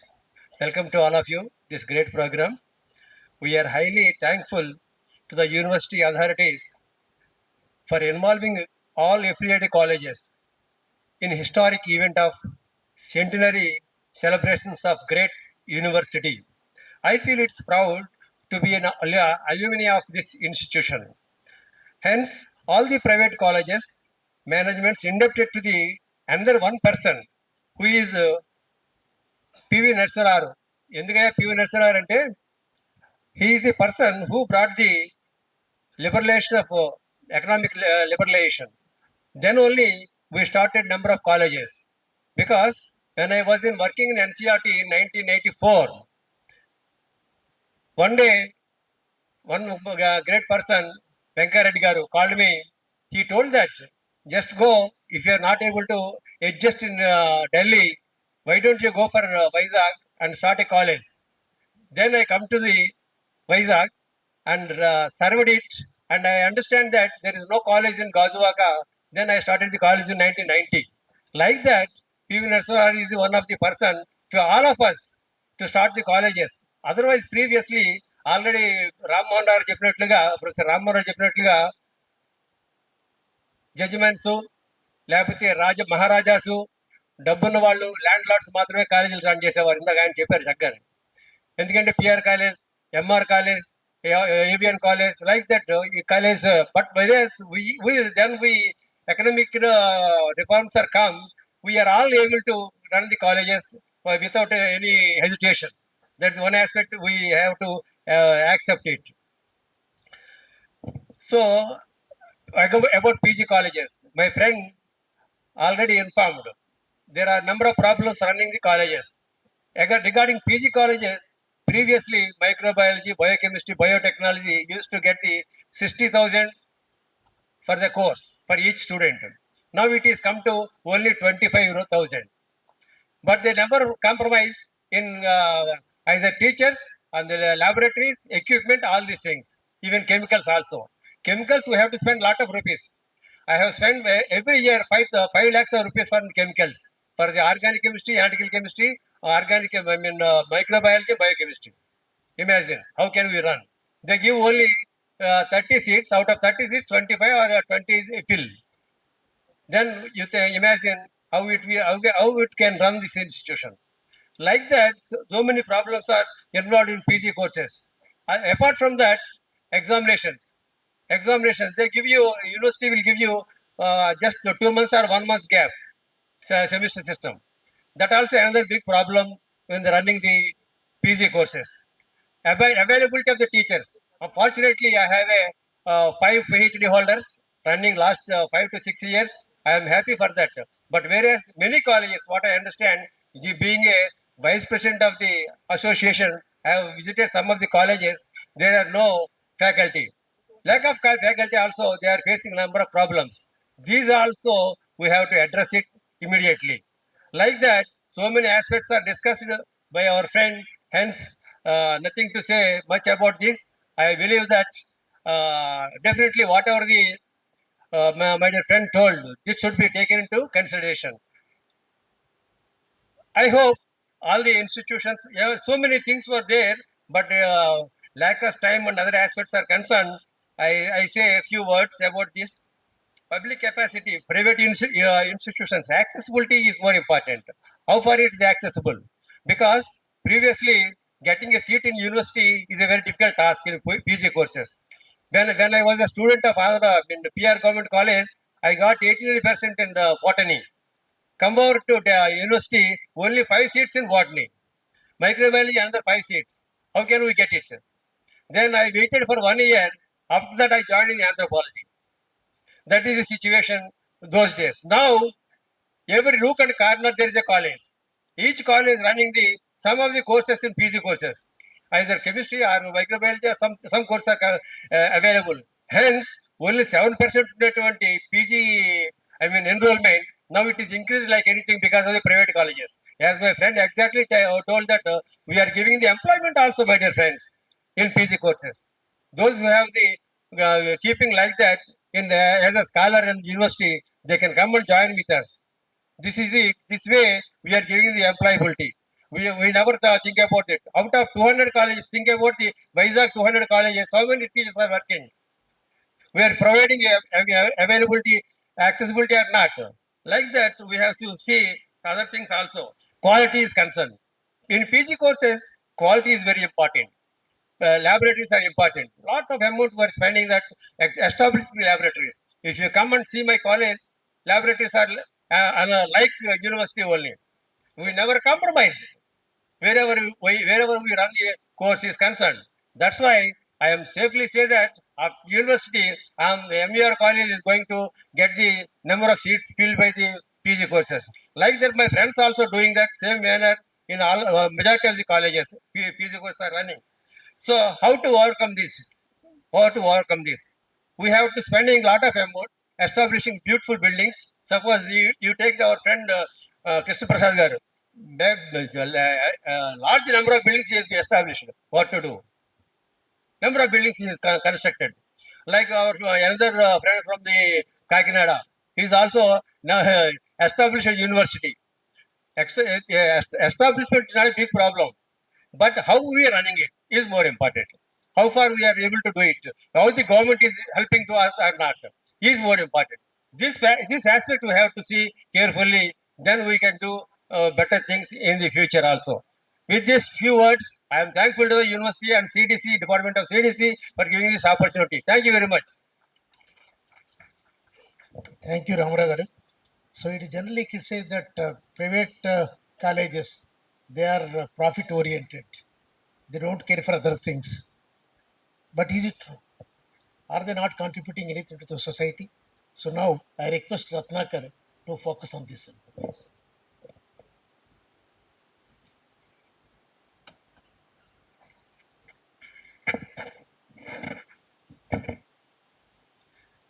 Andhra university centenary సెలబ్రేషన్స్లో affiliate కాలేజెస్ని కూడా భాగస్వాములు చేసినందుకు ముఖ్యంగా Andhra university vice chancellor professor GP Rajasekhar గారిని మన affiliate college అందరి తరఫున వారిని అభినందిస్తూ వారి ప్రత్యేకమైనటువంటి కృతజ్ఞతలు తెలియజేసుకుంటా ఉన్నాం. ఆంధ్ర రాష్ట్రంలో ముఖ్యంగా విద్యారంగంలో, ఉన్నత విద్యారంగంలో ప్రతి సంవత్సరం కూడా లక్షల మంది విద్యార్థులు ఇవాళ వాళ్ళు విద్యాభ్యాసం గావిస్తూ పట్టాలు పొంది ఉన్నత స్థితిలో స్థిరపడుతున్నారు అంటే దానికి కారణం ఒక ప్రభుత్వం మాత్రమే కాదు, ఒక యూనివర్సిటీ మాత్రమే కాదు. అనేక చోట్ల రూరల్ గ్రామీణ ప్రాంతాల్లో తమ సొంత నిధులతో ఎవరి మీద ఆధారపడకుండా, ప్రభుత్వ భూములు తీసుకోకుండా, ప్రభుత్వం మీద ఆధారపడకుండా స్వతహాగా కాలేజీలను ఏర్పాటు చేసి ఇవాళ వారి కష్టంతో కాలేజీలను నడుపుతూ డెడికేటెడ్గా ఇవాళ విద్యను అందిస్తున్నటువంటి ఇక్కడ కూర్చున్నటువంటి మేనేజ్మెంట్లు అందరిది అని చెప్పి మనం గర్వంగా చెప్పుకోవచ్చు. ఇవాళ ప్రైవేట్ ఇవాళ విద్యారంగంలో 82.5% ఇవాళ ప్రైవేట్ భాగస్వామ్యం ఉంది, ముఖ్యంగా ఆంధ్ర రాష్ట్రంలో. ఇవాళ గ్రాస్ ఎన్రోల్మెంట్ రేషియో గురించి మనం మాట్లాడుకుంటా ఉన్నాం. ప్రభుత్వం చెప్తా ఉంది, నేషనల్ ఎడ్యుకేషన్ పాలసీ మాట్లాడుతూ ఉంది, ప్రధానమంత్రి గారు సందేశం ఇస్తా ఉన్నారు, ఇక్కడ ముఖ్యమంత్రి గారు చెప్తా ఉన్నారు ఏంటి, గ్రాస్ ఎన్రోల్మెంట్ రేషియో పెంచాలని. ఇవాళ భారతదేశం మొత్తం మీద 28% గ్రాస్ ఎన్రోల్మెంట్ రేషియో ఉంది. కానీ ఆంధ్ర రాష్ట్రంలో 36.5% గ్రాస్ ఎన్రోల్మెంట్ రేషియో ఉంది. ఎందుకని? కేవలం ప్రైవేటు భాగస్వామ్యంతో ఇక్కడ ప్రైవేటు కాలేజీలు ఉన్నాయి కాబట్టి గ్రాస్ ఎన్రోల్మెంట్ రేషియో 36.5% పెరిగింది అనేటువంటి విషయం ఇవాళ ప్రభుత్వాలు గమనించాలి. ఇవాళ ఆ భాగస్వామ్యం కానీ లేకపోతే కేవలం ప్రభుత్వ స్కూళ్ళు, ప్రభుత్వ జూనియర్ కాలేజీలు, ప్రభుత్వ డిగ్రీ కాలేజీలు మాత్రమే ఉంటే కేవలం 4 లక్షల మంది విద్యార్థులకే పాఠం చెప్పుకొని ఉండేవారు ప్రభుత్వం వారు. కానీ ఈవేళ ప్రతి సంవత్సరం కూడా 14 లక్షల మంది ఈవేళ ఈ ఆంధ్ర రాష్ట్రంలో చదువుకోగలుగుతున్నారు అంటే దానికి కారణం కేవలం ప్రైవేటు రంగంలో మన భాగస్వామ్యం ఉండడం వల్లే. ఇవాళ మరి ఇంత భాగస్వామ్యం మనందరం కూడా ఉన్నప్పుడు మనల్ని కూడా ప్రభుత్వ విధాన నిర్ణయాల్లో తీసుకునేటప్పుడు భాగస్వామ్యం చేయాల్సిన అవసరం ఉందా లేదా అనేటువంటిది వాళ్ళు కూడా ఉన్నతాధికారులు ఆలోచన చేయాలి. ఇవాళ విచిత్రం ఏంటంటే, దురదృష్టం ఏంటంటే, బార్ షాప్ యజమానులతో కూర్చొని మాట్లాడతారు బార్ షాప్ లైసెన్సుల్లో విధానాలు ఎలా నిర్ణయించాలో. వైన్ షాప్ యజమానులతో కూర్చొని మాట్లాడతారు వైన్ షాపులు ఎక్కడెక్కడ పెట్టాలి, ఫీజు ఎంత తగ్గించాలి, ఎంత పెంచాలని. కానీ మన ఫీజులు ఎంత పెంచాలో ఎంత తగ్గించాలో మన ప్రైవేట్ కాలేజ్ యజమాన్యాలతో మాట్లాడే పరిస్థితి కనబడటం లేదు. అదేవిధంగా ఈవేళ ఉదయం పేపర్ చూసి తెలుసుకోవాల్సి వస్తుంది ఏంటి, ప్రైవేట్ కాలేజ్ యజమాన్యాలు మనందరం కూడా మన కాలేజీలు ఏ విధంగా నడపాలి అనేటువంటిది పేపర్లో చదువుకోవాలి. డెలిబరేషన్స్ లేవు, మనతో కూర్చొని మాట్లాడుకోవడాలు లేవు, మనల్ని పిలిచి గౌరవించుకునే పద్ధతే లేదు. ఈవేళ ఐఏఎస్ అధికారుల చేతుల్లోకి పెత్తనం పోయింది. వాళ్ళు అంటారు, అరే యజమానులతో మనకు సంబంధం ఏందో, మనం రూల్ పాస్ చేస్తే ఎవడైనా పాటించాలి కదా అని. అవును, పాటించాలి. ఒకరు ఇద్దరు ఉంటే మీరు రూల్ పాస్ చేయొచ్చు. కానీ 82.5% ఉండేటువంటి యజమాన్యాలని ఇవాళ మీరు కూడా పిలిచి భాగస్వామ్యాలు చేస్తేనే కదా దాని అమలు కానీ ఇవాళ ఆచరణలో కానీ పారదర్శకత లభించేటువంటి అవకాశం ఉంటుంది. అలాగే నాణ్యత లభించేటువంటి క్వాలిటీ ఎడ్యుకేషన్ ఎవరు అందివ్వాలి? గవర్నమెంట్ సెక్టర్ తో పాటు ప్రైవేట్ సెక్టర్ కూడా అందివ్వాలి కదా. అంటే మనం అందివ్వాలంటే ఈ క్వాలిటీ ఎడ్యుకేషన్ ఏ విధంగా తీసుకురావాలనేటువంటిది కూడా మనకు కూడా అవగాహన ఉంది. మనం కూడా ఇవాళ కాలేజీలు నడుపుతా ఉన్నాం, అనేక ఇబ్బందులు పడతా ఉన్నాం. ఇవాళ చాలా మందికి తెలియదు కాలేజీలు అంటే ఏమనుకుంటున్నారంటే, వీళ్ళ దగ్గర డబ్బులు ఉన్నాయో డబ్బులు ఇవ్వకపోయినా వీళ్ళు నడుపుతారు పెద్దవాళ్ళు అని అనుకుంటా ఉన్నారు. కానీ ఇవాళ ట్రస్ట్ల కింద ఫార్మ్ చేసేటువంటి ఇవాళ కాలేజీలకి ఏ బ్యాంకు కూడా లోన్ ఇవ్వట్లే.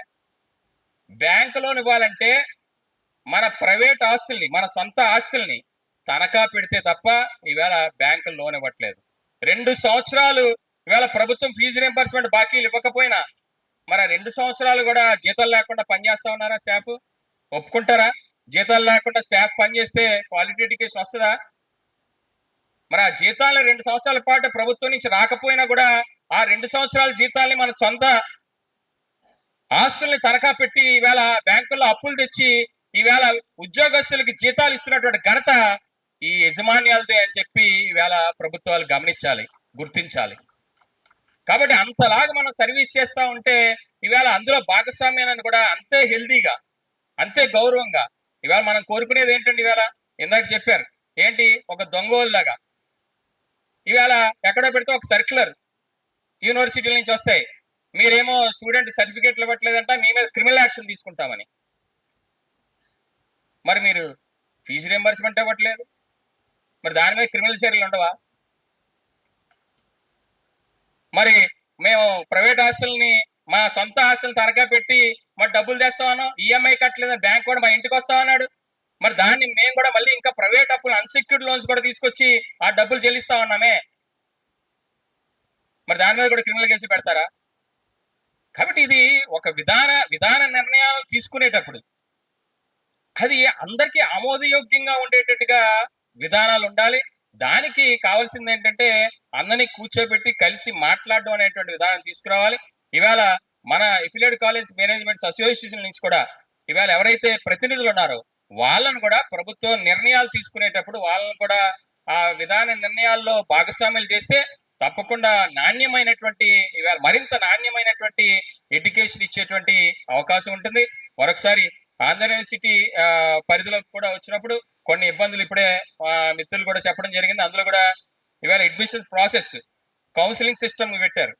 కౌన్సిలింగ్ సిస్టమ్ పెట్టినాక సరే కౌన్సిలింగ్ సిస్టమ్ పెట్టారు, అందులో ఎన్రోల్మెంట్ అవుతున్నారు, స్టూడెంట్ రిజిస్టర్ అవుతా ఉన్నారు, మనకు అలాట్మెంట్ జరుగుతూ ఉంది. అలాట్మెంట్ జరిగినటువంటి ఫర్ ఎగ్జాంపుల్ ఒక కాలేజీకి 300 మంది అలాట్మెంట్ జరిగింది అనుకుందాం. అలాట్మెంట్ జరిగిన తర్వాత జాయినింగ్ రిపోర్ట్స్ వచ్చేసరికి ఎంతమంది జాయిన్ అవుతా ఉన్నారు? ఎంతమంది జాయిన్ అవుతున్నారు? 300 మందిలో 200 మంది జాయిన్ అవుతున్నారు. మిగతా 100 మంది మరి కౌన్సిలింగ్ లో ఎందుకు ఆప్షన్ పెట్టారు? స్టూడెంట్ పిలిచి అడిగితే మరి సరదాగా పెట్టామండి, ఎలా కొట్టదో చెక్ చేసుకోవడానికి పెట్టామండి. ఏంటండి ఇది, ఈ విధానాలు? అంటే మరి మీ స్టాటిస్టిక్స్ ఏమో 300 అడ్మిషన్లు జరిగినట్టు కనిపిస్తా ఉన్నాయి, ఇక్కడ కాలేజీలు ఏమో 200 అడ్మిషన్లే ఉన్నాయి. ఇవాళ మనం చూసాం గత 3-4 సంవత్సరాలుగా 4-5 సంవత్సరాలుగా అడ్మిషన్లు decline of admissions in degree. దీన్ని కూడా మనం ఇంప్రూవ్ చేయాల్సిన అవసరం ఉంది. ఇంప్రూవ్ చేయడానికి తగినటువంటి ఇవాళ ఇన్పుట్స్ కాలేజ్ యజమాన్యాల దగ్గర ఉన్నాయి, అవి కూడా మేము ప్రభుత్వానికి ఎప్పటికప్పుడు మన అసోసియేషన్ తరపు నుంచి సమర్పిస్తా ఉన్నాం. ఏదేమైనా ఇది ఆంధ్ర యూనివర్సిటీ పరిధిలో కూడా అడ్మిషన్స్ ని ప్రాసెస్ ని తగ్గించాల్సిన అవసరం ఉంది. అదేవిధంగా సర్టిఫికేట్స్ ఇష్యూ, ఇవాళ సర్టిఫికేట్లు రిజల్ట్స్ వచ్చిన తర్వాత వాళ్ళ ప్రొవిజనల్ సర్టిఫికేట్ రావడానికి 4 నెలలు టైం పడతా ఉంది. 4 నెలల నుంచి 6 నెలలు టైం పడతా ఉంది. దానివల్ల విద్యార్థులు తీవ్రంగా నష్టపోతా ఉన్నారు.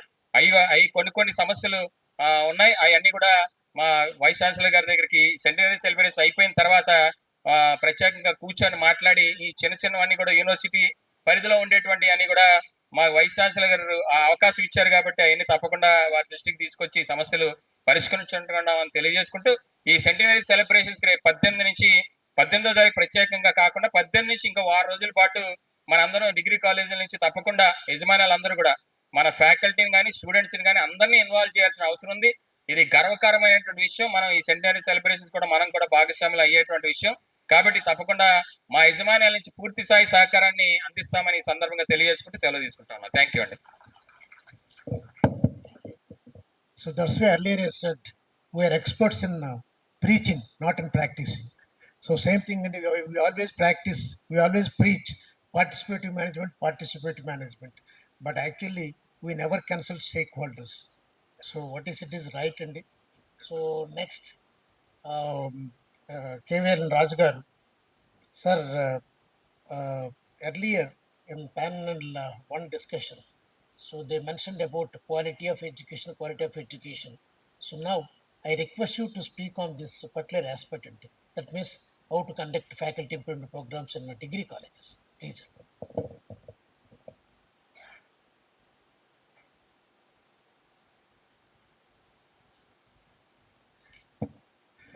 Thank you, sir.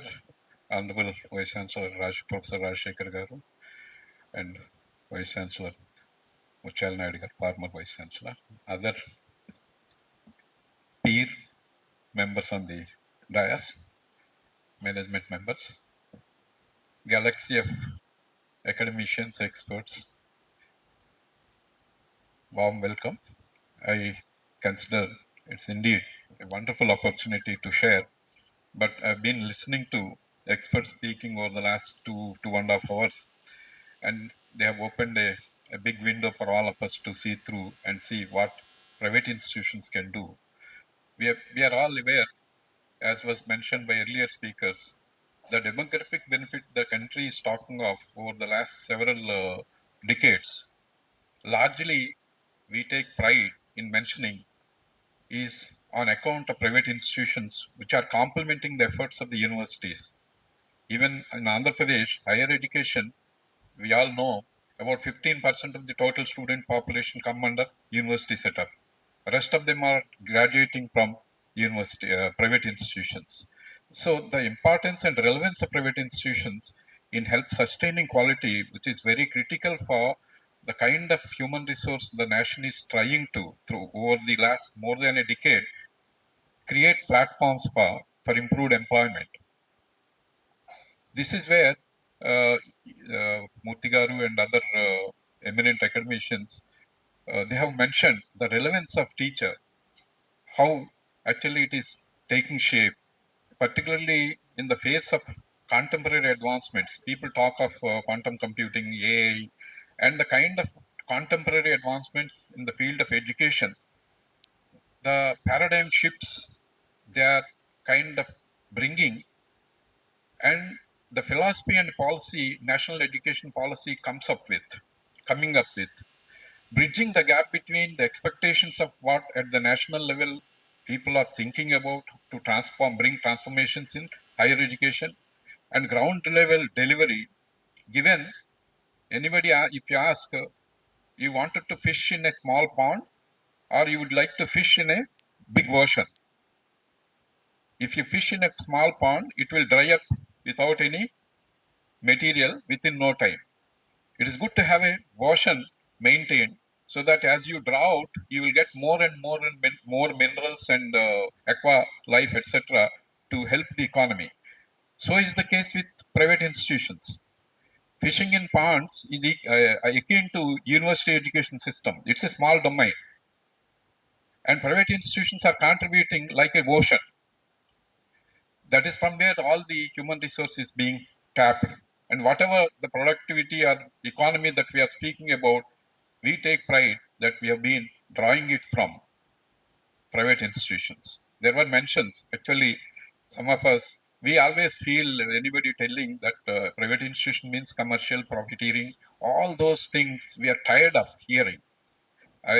One of our colleagues on the dais, I think Ramanaji Garu made a mention about the average cost per student in a government system is at around 1 lakh is very lowest. I believe it's a wrong statistic as far as my understanding is concerned. Any university education costs at least 2 lakhs per head per year. Any education. UGC scales all and all, they don't differentiate professional education from other education. The salary structure, which takes largely the cost of education, and teacher becoming relevant in relevance of teacher in private education. There were a few questions raised here by eminent experts. The why are faculty in private institution with competency are not joining? We are hearing the war in Gulf today and the kind of consequences people are talking about. Apart from geopolitical aspects, leaving that part of it, even the food production for the next season, agriculture, people have apprehensions. Fertilizer production will come down. Without fertilizer production, the kind of consequence on food security for the country, how do we, the context in which I am trying to tell is, what fertilizers are for food production, the fee for education. Quality and cost cannot, inseparable they are, but somehow I don't know how society feels that anybody taking money, particularly if one is private, as was mentioned by earlier speakers, what is the fee? It is hardly 10%, 15% of what it is the government is spending on other, the similar education, inviting faculty of same qualifications, same faculty student ratios, same infrastructure, building spaces, same equipment, everything being same. The cost is so different, but somehow the policymakers, administrators, everybody feels when it comes to private education as if people are stealing money. That the contributions, the kind of depth and breadth of contributions to the HRD development through private education should not be missed out. I'm very happy that a platform was given. People are speaking about it. The context again, one request, Vice Chancellor sir is here. Not that we are not doing, but I felt very happy when some speakers mentioned our Honorable Vice Chancellor Garu is trying to give more impetus to the faculty development. See, no private institution for the kind of inputs it had can afford to invite training on its own by inviting experts at their own expense. It is quite unaffordable. Academic staff colleges, which every state has and every university has one under, were designed exclusively to cater to this gap. Every time there is a curricular revision, naturally new things will come in. The rate at which exponential changes we are observing in curricular revisions, present faculty, they have to catch up with. So can individual private management with the very meager means of the resources afford doing it themselves modularly at their own institutions? How costly it is?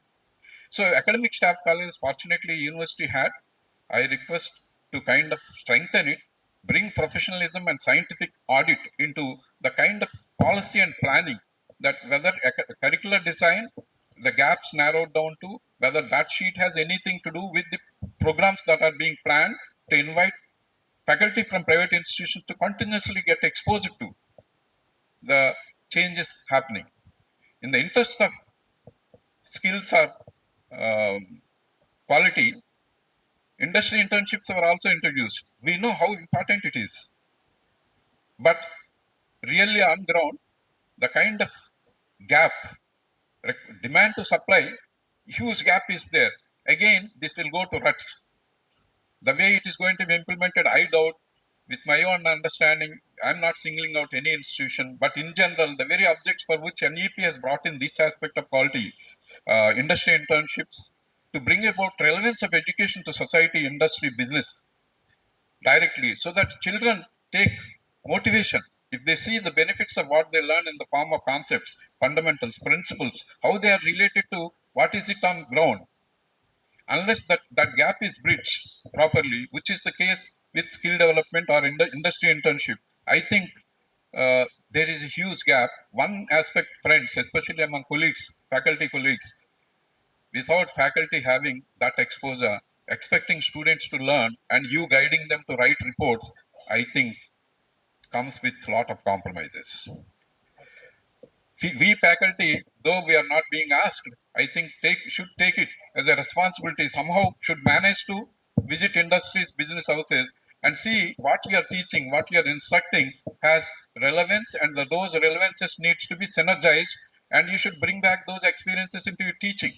And when a student submits a report, please see through what he is submitting, whether it has anything to do with the teaching, the instruction being given in the classroom. So my personal request is try to, especially principals were there, people believe that anybody who becomes eligibility, academic eligibility can become a HOD, head of the institution, but there should be some hand holding. Academic leadership training program should take shape. Academic leadership.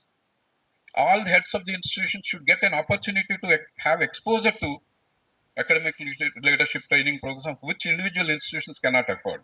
I therefore request the intervention of bodies, including our own university, particularly with a vice chancellor of the passion, Rajshekar Reddy Garu's passion. Kindly, sir, kindly bring in academic leadership programs and see as many training programs for faculty, bridging that gap. Hopefully, that will improve the might of the private institutions, which is central to contributing human resources to the national economy. Thank you, Rajgar. Thank you. So all universities should remember only one important thing, and if you put garbage, we get only garbage. So that's why universities should encourage and help all degree colleges to maintain that quality. So next, I request Venkatrao Garu, because I think he is the authority over legal education. He is maintaining successfully a law college. So I request Venkatrao Garu to speak on legal education.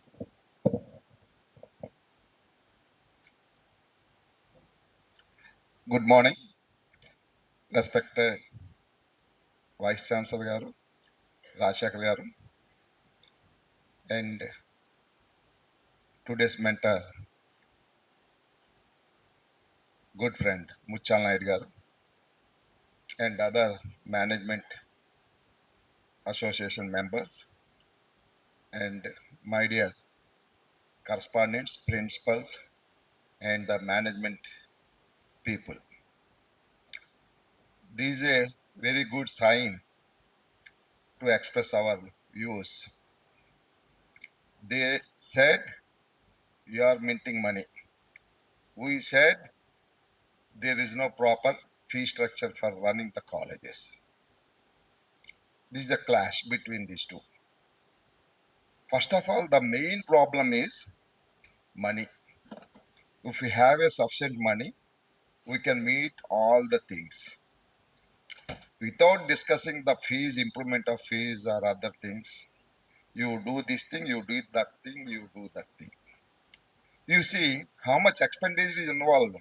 Everybody knows only lecture fees or salaries and rental of the building and nominal expense only what you have.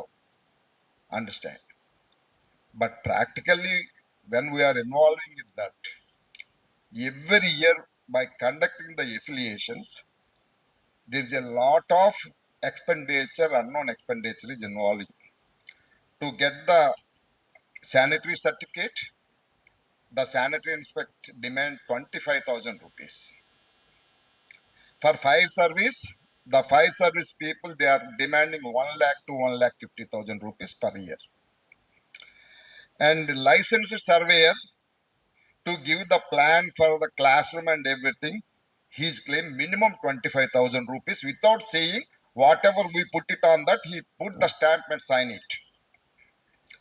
And for having the parking place or not, another thing also added by the police department.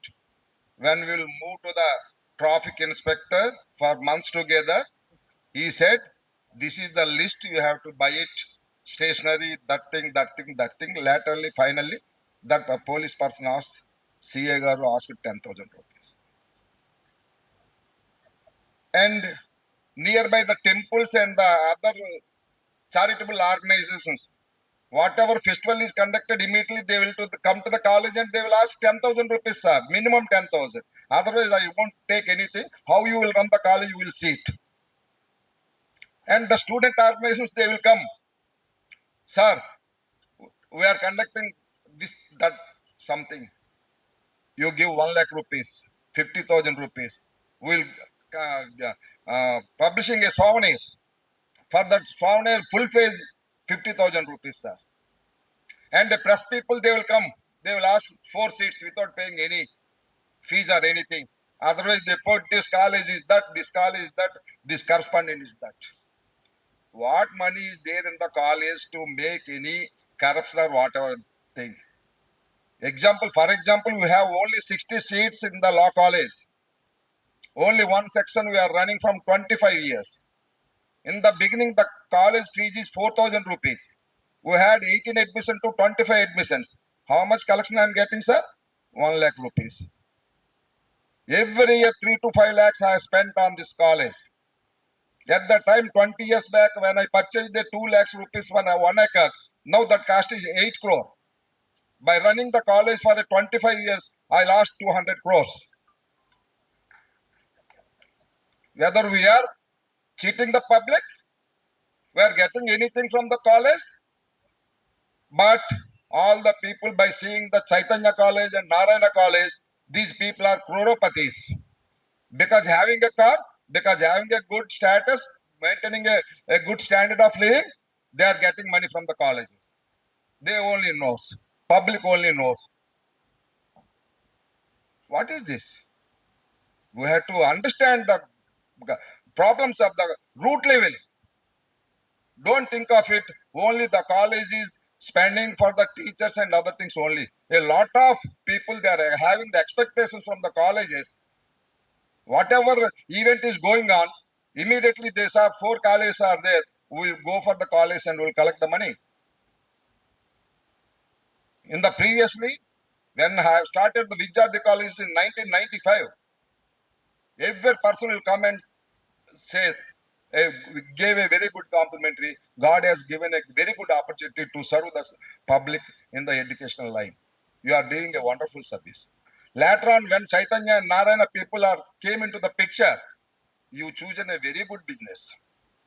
Later they said, you college people are looting the people like anything. You are spending for small heart operation or something, you are going to the hospital and you are giving 8 lakhs rupees. In a day, they will do 100 or at least 10 operations and they are collecting 1 crore rupees per day.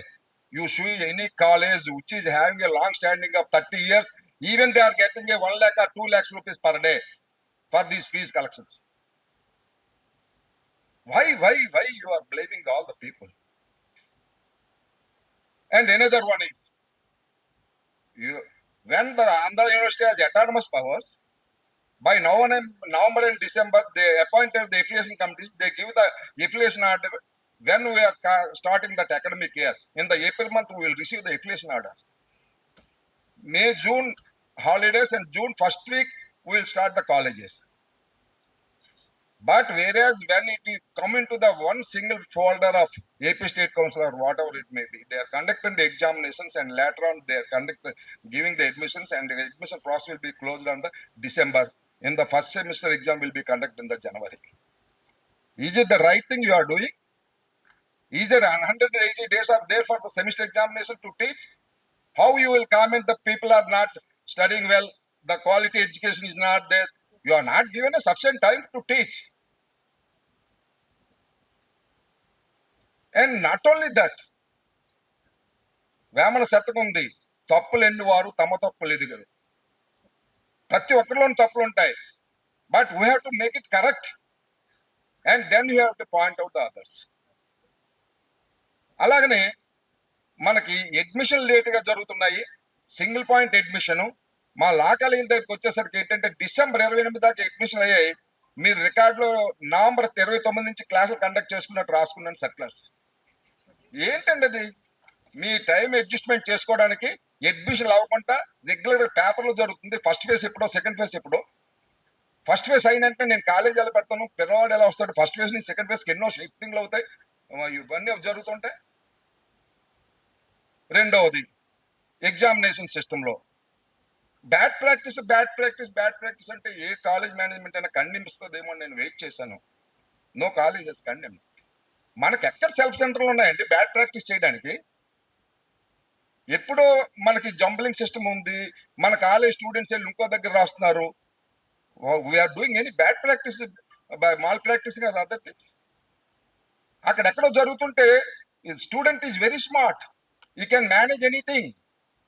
ఆడు manage చేసుకుని ఆ కాలేజీతో చేసుకుని అక్కడెక్కడ bad practice జరుగుతుంటే కాలేజీలో కాపీలు జరిగిపోతున్నాయి, లేకపోతే ఇంకోటి జరిగిపోతున్నాయి అంటే ఎక్కడ జరగలేదండి. ఉదాహరణకి లా కాలేజెస్ ఉన్నవే తక్కువ, 5-6 కాలేజెస్ కాపీలు జరిగిపోతున్నాయి అన్నారు. ఏ కాలేజీ సెల్ఫ్ సెంటర్ కాదు. నేను కాలేజీ పెట్టిన దగ్గర మాది సెల్ఫ్ సెంటర్ కాదు. ఒక్క ఎగ్జామ్ కూడా మేము కండక్ట్ చేయలేదు 25 years లో. ఈ రోజు వరకు ఒక్క క్యాండిడేట్ కూడా మా కాలేజీ నుంచి డిబార్ కాలేదు. ఆంధ్రప్రదేశ్లోనే ఎగ్జామినేషన్ సెంటర్ పెట్టారు, బట్ ఆంధ్రప్రదేశ్లో ఎగ్జామినేషన్ పెట్టినప్పుడు everyday 18 to 20 people they are debarred. Exam అన్నది ఎక్కడ పెట్టినా, ఆంధ్రప్రదేశ్లో పెట్టినా, ఆకాశంలో పెట్టినా, చంద్రమండలంలో పెట్టినా కాపీ కొడుతుంటాడు, చెందుతుంటాడు. That not the blame of the college. Thank you very much. Thank you, Venkatagar. Now I request Srinivas to speak on B.Ed colleges.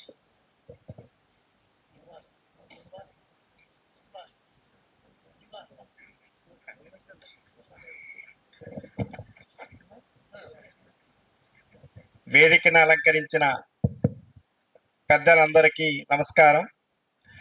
వేదిక ముందున్న యాజమాన్య మిత్రులకు, ప్రిన్సిపాల్ మిత్రులకు మరియు ఫ్యాకల్టీ మిత్రులకు అందరికీ కూడా నా హృదయపూర్వక నమస్కారములు. ఈ 100 సంవత్సరాల వేడుక సందర్భంగా మన వైస్ ఛాన్సలర్ గారు శ్రీ జిపి రాజశేఖర్ గారు ఈ విధమైన సమావేశాన్ని ఏర్పాటు చేయడం నిజంగా మనకు అభినందనీయం. ఎందుకంటే నాకు చాలా తక్కువ సమయం ఇచ్చారు చివరిలో, కానీ చర్చించవలసిన విషయాలు చాలా ఎక్కువే ఉన్నాయి. కానీ నేను తక్కువ చేసి 5 minutes నేను ముగిస్తాను. ముఖ్యంగా మా బీఈడి కాలేజెస్కి వచ్చేసరికి కొంచెం వెనకబాటుతనంలో ఉన్నామని మేము చెప్పుకుంటాం. ఎందుకంటే 2014లో వరకు కూడా మాకు 1 year బీఈడి కోర్స్ నడిచేది. అప్పుడు చాలా చక్కగా యాజమాన్యాలు ఏంటి, స్టాఫ్ ఏంటి, అందరూ చాలా హ్యాపీగా ఉండేవాళ్ళం. అలాగే తరువాత 2015లో ఎన్సిటి 2 సంవత్సరాల బీఈడి కోర్స్ చేసింది. ఆల్మోస్ట్ 2015లో బీఈడి కళాశాలన్నీ మూతపడిపోయే పరిస్థితి వచ్చింది, మూత పడిపోయి కూడా. ఆ తర్వాత అక్కడి నుంచి అలా అలా అలా మేము కష్టపడి 2022 వరకు వచ్చేసరికి ఎంతో కొంచెం పైకి లేచాం. అయితే ఇక్కడ ఒక విషయం అర్థం చేసుకోవాలా, ఇక్కడ ఉన్న అధికారులు కానీ మన యాజమాన్య మిత్రులు అందరూ కూడా ఒక కోర్సు మీద ఈ రోజు అందరం పిహెచ్హెచ్ఎస్ అందరు ప్రిన్సిపాల్స్ అందరూ ఇక్కడ ఉన్నారండి. ఆల్మోస్ట్ మా బీఈడి కాలేజెస్ 80% ప్రిన్సిపాల్స్ ఇక్కడ ఉన్నారు. అందరం పిహెచ్డీలు చేస్తాం. ఆ కళామ తల్లి కడుపు నుంచే మేము వచ్చాం. ఈ రోజు మేము ఇంకో దగ్గర ఇంకెక్కడికి వెళ్ళలేము మేము, అది తప్పించి. అలాగని చెప్పి కాలేజీ మూతపడిపోతే మా పరిస్థితి ఏంటి అనే పరిస్థితిలో గౌరవనీయులైన వైస్ ఛాన్సలర్ గారు మమ్మల్ని పిలిచి ఒకటే చెప్పారు, మీరు జాగ్రత్తగా చేయండి, పిల్లలందరినీ కూడా కాలేజీకి వచ్చేటట్టు మీరు చేసుకోండి, మీ ఇబ్బందులు ఉన్నాయి నేను కాదని అనలేదని హృదయపూర్వకమైన మంచి మనసుతో ఆయనకి ఇచ్చారు. నిజంగా చాలా అభినందనీయం సార్. ఆ మాటలు మాత్రం మాకు చాలా ఉత్సాహాన్ని ఇచ్చాయి. అయితే ఇప్పుడు ఇందాక మా రమణాజీ గారు చెప్పారు, ఫీజుల విషయంలో మరి ఎక్కువ నేను మాట్లాడదలుచుకోలేదు. ఎందుకంటే చాలా దారుణం సార్, 9,000 రూపాయల ఫీజు అంటే చాలా దారుణం. ఒక్కసారి ఆలోచిస్తే ఒక ఎల్కేజీ పిల్లవాడికి మన పిల్లోడు జాయిన్ చేసి ఎంత ఫీజు కడతాం మీ అందరికీ తెలుసు. ఆ ఫీజులు కూడా 3,250 రూపాయలు ఒకసారి వేశారు. తర్వాత ఇంకా వెయ్యలేదు. 2024 కూడా ఇప్పుడు రాలేదు. అయితే నా కళాశాలకు సంబంధించి ఒక క్యాండిడేట్ వెళ్ళి కలెక్టర్ని కలిశాడు. సార్ నాకు సర్టిఫికేట్ ఇవ్వట్లేదు ప్రిన్సిపాల్ అని చెప్పి కలెక్టర్ నన్ను పిలిచారు. పిలిచి నువ్వు ఎందుకు సర్టిఫికేట్ ఇవ్వట్లేదు ఏంటంటే ప్రాబ్లం చెప్పా. ప్రాబ్లం అయితే వెంటనే ఆయన ఏంటంటే సరే ఈసారికి ఇవ్వు అని చెప్పి రాసేసాడు. అంటే చాలా చాలా ఇబ్బందులు ఉన్నాయి. ఒకటి మాత్రం వాస్తవం, ఎన్ని ఇబ్బందులు ఉన్నా కాలేజీ నడిపిస్తున్నాం, ముందుకు వెళ్తున్నాం, అందరి సహకారంతో మేము ముందుకు వెళ్తున్నాం. అయితే మా బీఈడి వరకు వచ్చేసరికి మన మూర్తి గారు ఆంధ్రకేశ్వరి యూనివర్సిటీ వైస్ ఛాన్సలర్ గారు డీన్ గా పీజీ డీన్ గా ఉండేటప్పుడు, ఎగ్జామినేషన్ డీన్ గా ఉండేటప్పుడు మాకు ఎక్కడ ఆంధ్రప్రదేశ్ లో ఎక్కడా లేదండి, మీకు తెలుసో లేదో, ఆన్లైన్ ఎవాల్యూషన్ పెట్టిన మొట్టమొదటి యూనివర్సిటీ ఆంధ్ర యూనివర్సిటీ. దానివల్ల మాకు ఎగ్జామినేషన్స్ తొందరగా అవుతున్నాయి, రిజల్ట్స్ తొందరగా ఇస్తున్నారు. యూనివర్సిటీ విషయంలో మాకు ఎటువంటి ఇబ్బంది లేదు. ఇక్కడే ఉన్న IS principal Nagaraj Kumari madam, Sharan Raju గారి సమక్షంలో ఎటువంటి ఇబ్బంది ఉన్నా వాళ్ళు చెప్పి జాగ్రత్తగా చేసుకొని చెప్పడం జరుగుతుంది. మాలో ఏమైనా లోపాలు ఉంటే ముందు సర్దిద్దుకుంటూ ముందుకు వెళ్తాం. ఈ అవకాశం ఇచ్చిన మీ అందరికీ కూడా ధన్యవాదాలు తెలుసుకుంటూ సెలవు తీసుకుంటాం. థ్యాంక్ యూ శ్రీనివాస్ గారు. So now because the major issue is placements and Shashareddy, everyone knows it. He has achieved 100% every time. He has been achieving 100% placements. So now I request Shashareddy to share that strategies with all of us. Just for kindly, Shashareddy garu, not exceeding 5 minutes. Alage sir. Moderator, మిత్రులు, మాజీ vice chancellor Mutyala Naidu గారికి, వేదిక మీద ఉంటుంది panel members అందరికీ ఒకే నమస్కారంతో సరిపెట్టుకుంటూ, మన honourable vice chancellor గారు వారికి ప్రత్యేక నమస్కారాలు తెలియజేసుకుంటూ, మిగిలినటువంటి మిత్రులందరికీ నా యొక్క హృదయపూర్వక నమస్కారం.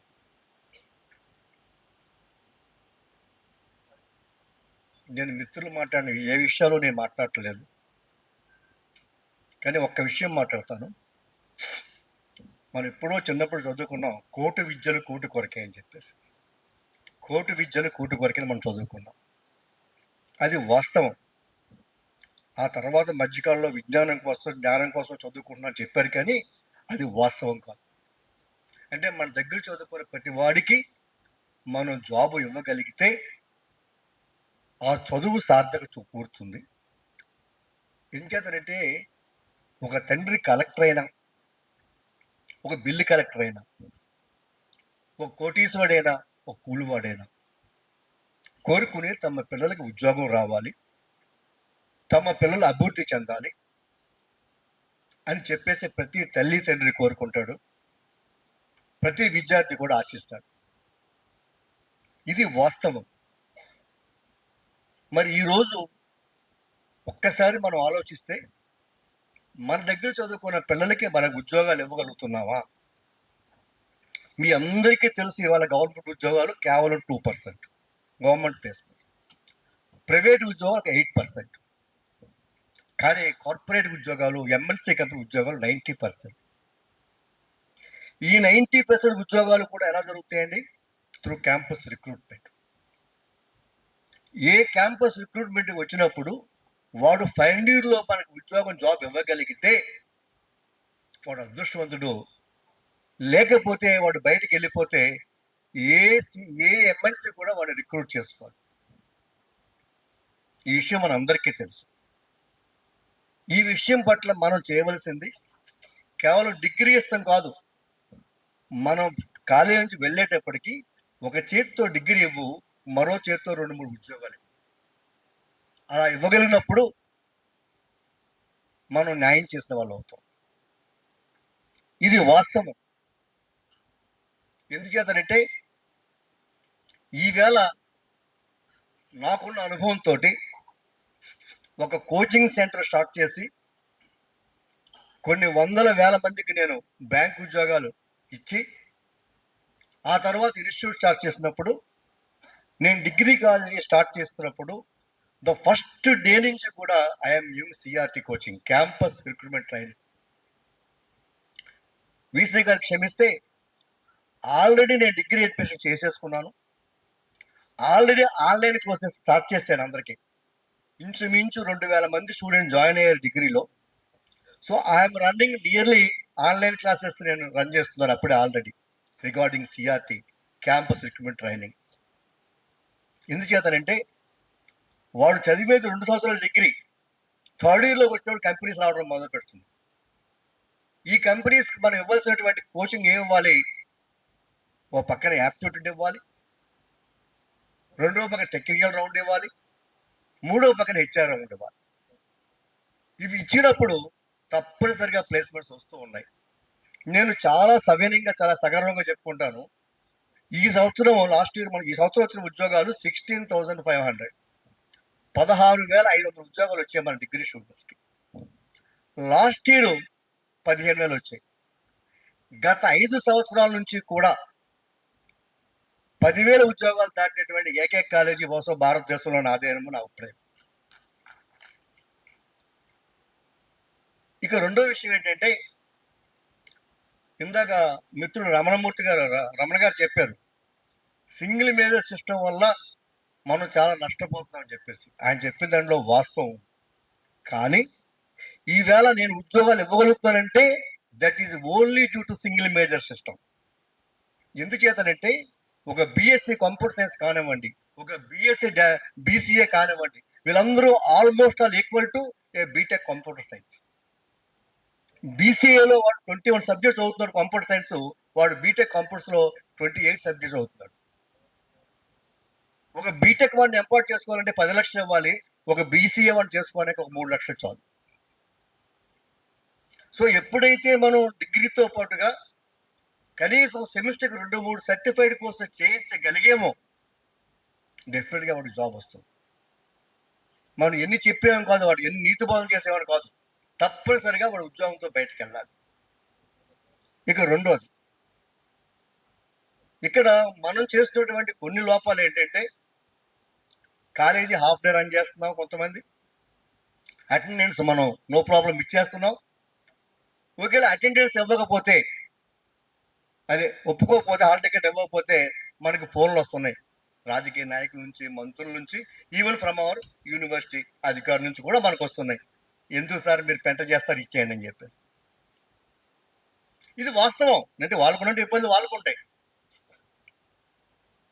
సరే, కాబట్టి ఎప్పుడైతే యూనివర్సిటీ కూడా స్ట్రిక్ట్గా ఉందో, అటెండెన్స్ విషయంలో ఎక్కడా కూడా కాంప్రమైజ్ కాకుండా నువ్వు 70% రావాలని ఉందో, నువ్వు కంపల్సరీగా 2 ఉదయం సాయంత్రం కాలేజీ నడపాలని ఉందో, అలా ఉన్నప్పుడు తప్పనిసరిగా వాళ్ళ పిల్లలకు ఉద్యోగాలు వస్తాయి.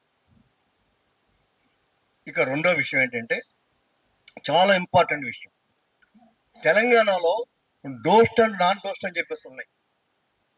తెలంగాణ విధానంలో సార్ వీసీ గారు, డోస్ట్ అంటే కేవలం డిగ్రీ ఆన్లైన్ సర్వీస్ తెలంగాణ, అంటే ఆన్లైన్ ద్వారా అడ్మిషన్ చేసుకుంటారు కాబట్టి గవర్నమెంట్ ఇచ్చే ఫీజు రీయింబర్స్మెంట్, దాంతోపాటు 5,000 10,000 కలెక్ట్ చేస్తే కలెక్ట్ చేయొచ్చు.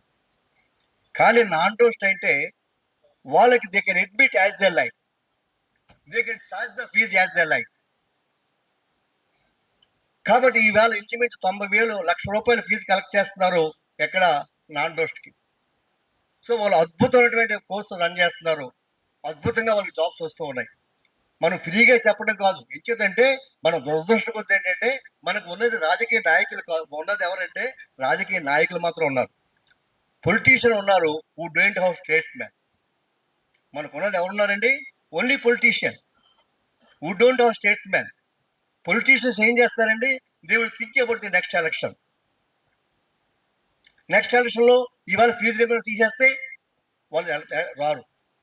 అదే స్టేట్స్ మ్యాన్ ఉంటే they will think about the next generation.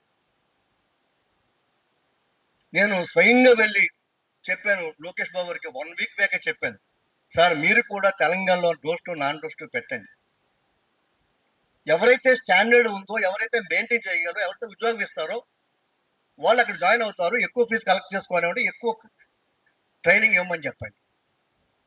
మనం ఇచ్చేటటువంటి 4,000 5,000 10,000 ఫీజు తోటి మనం జీతాలు ఇవ్వకుండా లెక్చర్స్ని బాధ పెట్టి కరెంటు బిల్ కట్టడానికి కష్టమైపోతుంటే మరి ఏ విధంగా కాలేజీ రన్ చేస్తాం, ఏ విధంగా విద్యా ప్రమాణాలు ఉంటాయి చెప్పడం జరిగింది. మరి ఎంతవరకు చేస్తారో తెలియదు, కానీ I inform to Lokesh Babu గారు మొన్న వెళ్ళి కలవడం జరిగింది. కాబట్టి మా యొక్క బాధలు కూడా అర్థం చేసుకుని వైస్ ఛాన్సలర్ గారు, మీరు చాలా మీటింగ్స్ ఉన్నాయి, ముగిస్తాను త్వరలోను. సో వైస్ ఛాన్సలర్ గారు తప్పనిసరిగా అటెండెన్స్ విషయంలో ఎటువంటి మనం కాంప్రమైజ్ కాకుండా 65% లోన్స్ తక్కువ వచ్చిన వాళ్ళు ఎవ్వరికి కూడా హాల్ టికెట్ ఇవ్వమని చెప్పేసి ఎటువంటి సలహాలు ఇవ్వకుండా మీరు నిలబడితే మేము నిలబడతాం. మేము నిలబడితే విద్యా వ్యవస్థ నిలబడతాం, పిల్లలకి ఉద్యోగాలు వస్తాయి. లేకపోతే ఫీజు వాడికి బాగలేదు, వాడు బాబు ఫీజు కట్టలేదు, గవర్నమెంట్ కట్టిన ఫీజు కాబట్టి వాడు కాలేజీకి రావట్లేదు. So anyhow my dear friends, మనం by choice or by chance we have chosen this teaching profession. ఈ ప్రొఫెషన్ మనం చూస్ చేసుకున్నామో, చాయిస్ వచ్చి ఏమీ లేక దీనిలోకి వచ్చామో, ఇంకేమి బయట మనకు ఉద్యోగాలు లేక ఇందులోకి వచ్చామో తెలియదు, లేదని కూడా బై ఆప్షన్ తోడు వచ్చామో తెలియదు. But we are going to change the generation. ఈ జనరేషన్ మార్చవలసిన బాధ్యత మనకు ఉంది. ఆ విషయంలో మన అందరూ కూడా ప్రభుత్వానికి సహకరిస్తాం కాబట్టి ప్రభుత్వం కూడా మనకి తగిన తోడ్పాటు ఇవ్వాలి. తప్పనిసరిగా స్టేక్ హోల్డర్ తోటి డిస్కషన్ పెట్టడం అనేది చాలా చాలా important. I also request vice chancellor గారు తప్పనిసరిగా నెలకోసారి స్టేక్ హోల్డర్స్తో మీటింగ్ పెట్టమన్న కోరిక. చివరిగా ఒక పాయింట్ చెప్పి ముగిస్తాను. ఫ్యాకల్టీ డెవలప్మెంట్ ప్రోగ్రామ్ అనేది మీరు తీసుకున్నటువంటి అద్భుతమైనటువంటి ప్రోగ్రామ్. ఈవేళ ఉన్నటువంటి ఒక డేటా సైన్స్ కానివ్వండి, ఒక ఆర్టిఫిషియల్ ఇంటెలిజెన్స్ కానివ్వండి, ఇటువంటి కోర్సులకి స్టాఫ్ దొరకట్లే. It is very very difficult. ఇటువంటి కోర్సు దొరకట్లేదు కాబట్టి దీనికి తప్పనిసరిగా మనం ట్రైనింగ్ ఇవ్వాల్సిన బాధ్యత ఉంది. అది బాధ్యత మన యూనివర్సిటీ వాళ్ళు తీసుకోవాల్సిన అవసరం తెలియజేసుకుంటూ ధన్యవాదాలు. So Sashareddy Garu is talking about politicians and statesmen. He has to understand one thing, and people are accepting only politicians, not statesmen. And that's why I'm not finding statesmen. Now I request Rajsekhar Garu, Vice Chancellor, to come onto the dais and address all of us, please.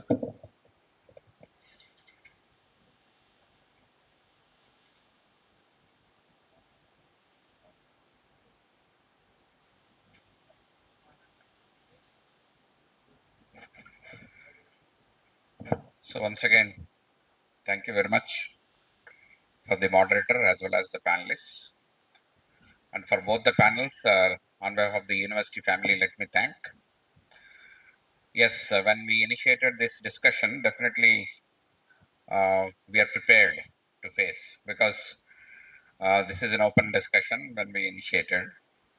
So I know, so people also alerted, there might be, the title says, no, challenges and way forward. So we may not get way forward, but only challenges are thrown and then ask the university to take care of the way forward. So definitely within the university level, we will brainstorm and then come up with the best practices and whatever recommendations. And also, as I mentioned, if both the panels can document and submit, so we will place it to respective authorities in the education department, so that at least the gap can be reduced. When we go and approach in a meeting, so maybe it's very difficult to convey within a short span. So today you got an opportunity. So I think further opportunities to stitch the document. So if you can submit, then we will also put our efforts to reach. So that's the thing. And as far as the university is concerned, this year we could focus only on certain aspects. Certain aspects we could not because of the heavy centenary activities. And I don't want to counter with any of the points which everybody has mentioned, because it's of no use. I can counter some, but that's no use right now. So I'm refraining from giving such any counters at this stage. So let us work beyond the 26th of April. And but one thing, the biggest disappointment that university has is when we called that we would support the faculty development programs, the response is very, very, very, very poor. So that was a big surprise for me. So I could understand why this happened. Maybe we have to further handhold, and just this morning only I have scheduled a meeting for tomorrow with our director MMTC. We will initiate the academic staff college model, so that probably we have to take the load. We invite and then we organize FTPs for you all on our campus. That also is in the cards. So therefore, let us work together and make it the complete university ecosystem, Andhra University family united, and then improve the overall quality. So that's a major concern. And the university also has promised that university is getting some new skill development centers. The old ones are being revived. New skill development centers we are getting. So we will ensure some models are also in place, so that our students from affiliated colleges also get the opportunity to get these facilities used and skill things. So that's total motto from our side. Okay. So with this I close, and thank you very much. So my sincere thanks to the Dean Professor T.V. Krishna Garu and Associate Dean Professor Mary Saujanya, John C. Rani, and then the entire crew of the CDC team. They have been putting a lot of efforts for this, and so thanks to them. Thank you. Thank you so much, sir. Now I request our Honorable Vice Chancellor to felicitate the second panel members. We will start with the moderator. Sir, Professor Murru Mutyal Naidu garu.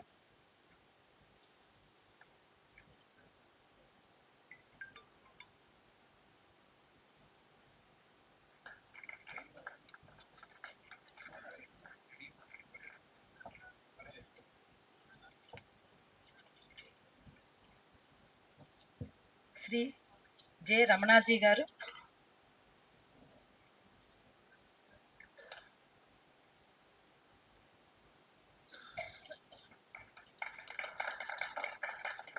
Sri Gadi Ratnakar garu.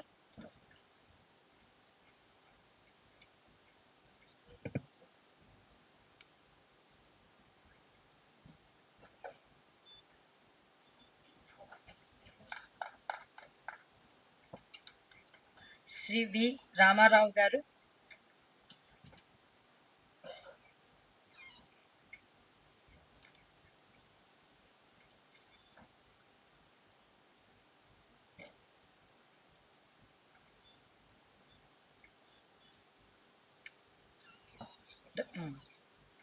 Dr. N. Srinivas Mohan garu.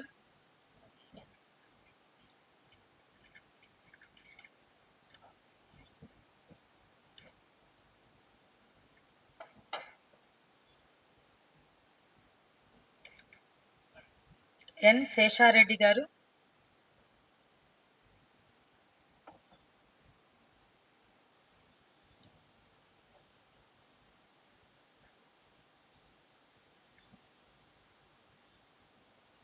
Professor K.V. Lakshmipati Raju garu.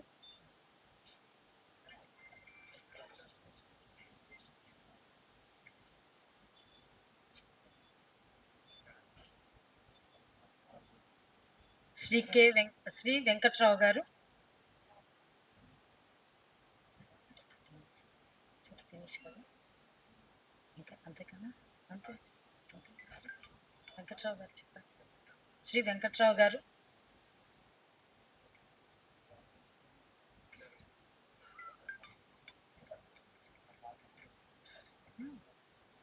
అంతే కదా అయిపోయినాయండి. Thank you, sir. Thank you so much. So now I request Dean CDC to propose vote of thanks. After vote of thanks, please, all of you, please let us join lunch at Sagarika besides this building.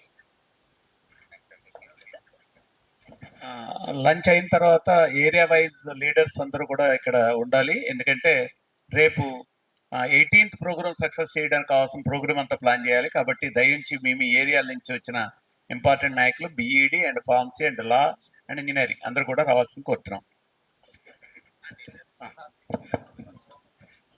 Good evening to all of you. కార్యక్రమం చివరికి వచ్చేసింది. ఇప్పుడు vote of thanks.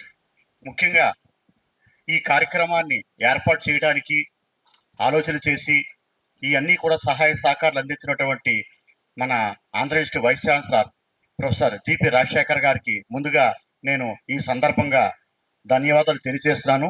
అలాగే panel 1 నుంచి రామ్మోహన్ రావు గారు ఎంతో ఆరోగ్యం కూడా బాగలేదు, షార్ట్ పీరియడ్ లోనే ఆయన వచ్చి ఈ కార్యక్రమాన్ని మొదటి బ్యాట్స్మెన్ వాళ్ళు, అందువల్ల ఆ కార్యక్రమాన్ని జయప్రదం చేశారు. అలాగే ఆ టీంలో ఉన్నటువంటి ప్రొఫెసర్ రామ్జీ గారు చాలా బిజీగా ఉంటారు, మేషారు కూడా చాలా బిజీగా ఉంటారు. ఎంతో చాలా షార్ట్ పీరియడ్ లోనే వచ్చారు రామ్జీ గారు, అలాగే మూర్తి గారు, హరిప్రకాష్ గారు కూడా ఈ సందర్భంగా నమస్కారాలు తెలియజేస్తున్నాను. అలాగే విజయ్ బాబు గారికి కూడా ధన్యవాదాలు తెలియజేస్తున్నాను. ఆయన పాల్గొవటం, ఆయన మాట్లాడే విధానం అంతా కూడా చాలా బాగుంది, రక్తి కట్టించారు. ఆయన ఈ సందర్భంగా ధన్యవాదాలు తెలియజేస్తున్నాను. అలాగే ప్యానల్ 2 నుంచి మోడరేటర్ గా వచ్చేసినటువంటి ముర్రు ముత్యాల నాయుడు గారు, వారికి కూడా మేము వెరీ షార్ట్ పీరియడ్ లోనే ఇన్ఫర్మేషన్ ఇచ్చాము. అయినప్పుడు కూడా వారు మాడుగుల్లో ఉన్నారని చెప్పారు నేను రాత్రి, అయినా కూడా తెల్లారి ఆ టైం కల్లా వచ్చారు. చాలా సంతోషం సార్, మీరు రావటం వలన ఈ కార్యక్రమం బాగా జరిగింది సార్ ధన్యవాదాలు మీకు ముత్యాల నాయుడు గారు, ధన్యవాదాలు సార్, నమస్కారం సార్. అలాగే ఇందులో ముఖ్యంగా ఉన్నటువంటి రామ్జీ గారు, ఈ అన్నిటికీ ప్రేరణ అంతా కూడా రామ్జీ గారికి ప్రత్యేకమైనటువంటి రమణాజీ గారికి ప్రత్యేకమైన ధన్యవాదాలు తెలియజేస్తాను. ఎందుకంటే ఆయన, మేము స్లో అయినా మమ్మల్ని ముందుకు తోస్తున్నారు ఆయన, అందువల్ల మేము కష్టపడి పనిచేసాం. రామ్జీ గారికి ఈ రోజు ప్రత్యేకంగా ఈ సందర్భంగా ధన్యవాదాలు తెలియజేస్తాను. అలాగే దాడి రత్నాకర్ గారు, యువకుడు, మన ఆంధ్ర మనకు ఫ్యూచర్ లో ఈ రీజన్ కాబోయే ముఖ్యమైన నాయకుడు, వారు వచ్చి ప్రసంగించడం, ఈ కార్యక్రమం పాల్గొనడం మనందరికీ భాగ్యంగా భావిస్తాను. సార్ మీరు రావటం చాలా ఆనందంగా ఉంది సార్, నమస్కారం సార్. అలాగే రామారావు గారు వెరీ సాఫ్ట్ స్వామి బాబు లాగా ఉన్నారు, అలాగే స్వామి బాబు లాగా చక్కగా మాట్లాడారు సార్, చాలా సంతోషం సార్, నమస్తే సార్. అలాగే సార్ శేషారెడ్డి గారు, సార్ లేట్ గా పిలిచాను, తమరు ఏమనుకోవద్దు సార్, మన యూనివర్సిటీ, అందువల్ల తమరు ఏమనుకోవద్దని కోరుకుంటున్నాను. మీరు ఈ కార్యక్రమానికి వచ్చి ఈ కార్యక్రమాన్ని గ్రేస్ చేసినందుకు చాలా ధన్యవాదాలు సార్. చాలా మంచి పాయింట్లు కూడా చెప్పారు, చాలా సంతోషం సార్. అలాగే లక్ష్మీపతిరాజు గారు వెరీ ఎఫెక్టివ్ టీచర్, చక్కగా మంచి సబ్జెక్ట్ ఇచ్చారు, మీకు కూడా చాలా ధన్యవాదాలు సార్. ఫైనల్ గా వెంకట్రావు గారు, ఆయన ఒరిజినల్ గా లా మనిషి కాబట్టి వివరించి బాగా చెప్పారు, అర్థం అవన వాళ్ళకి కూడా బాగా అర్థమవుతుంది అది, అందువల్ల ఈ సందర్భంగా వారికి కూడా నా ధన్యవాదాలు చెల్లిస్తున్నాను. అలాగే చాలా దూర ప్రాంతాల నుంచి different correspondents, principals, senior faculty, lady teachers వీళ్ళంతా వచ్చారు. మార్నింగ్ లేట్ అవర్స్ లో మనం స్టార్ట్ చేసాం, ఇప్పుడు కూడా ముగింపు లేట్ అయింది, ఇంకా లేట్ చేయకుండా ఇక్కడితో ముగిస్తాను. మీరు అందరూ వచ్చినందుకు మరీ ధన్యవాదాలు తెలియజేస్తూ నమస్కారం చేస్తాను. ఇక్కడితో ముగిస్తున్న కార్యక్రమం.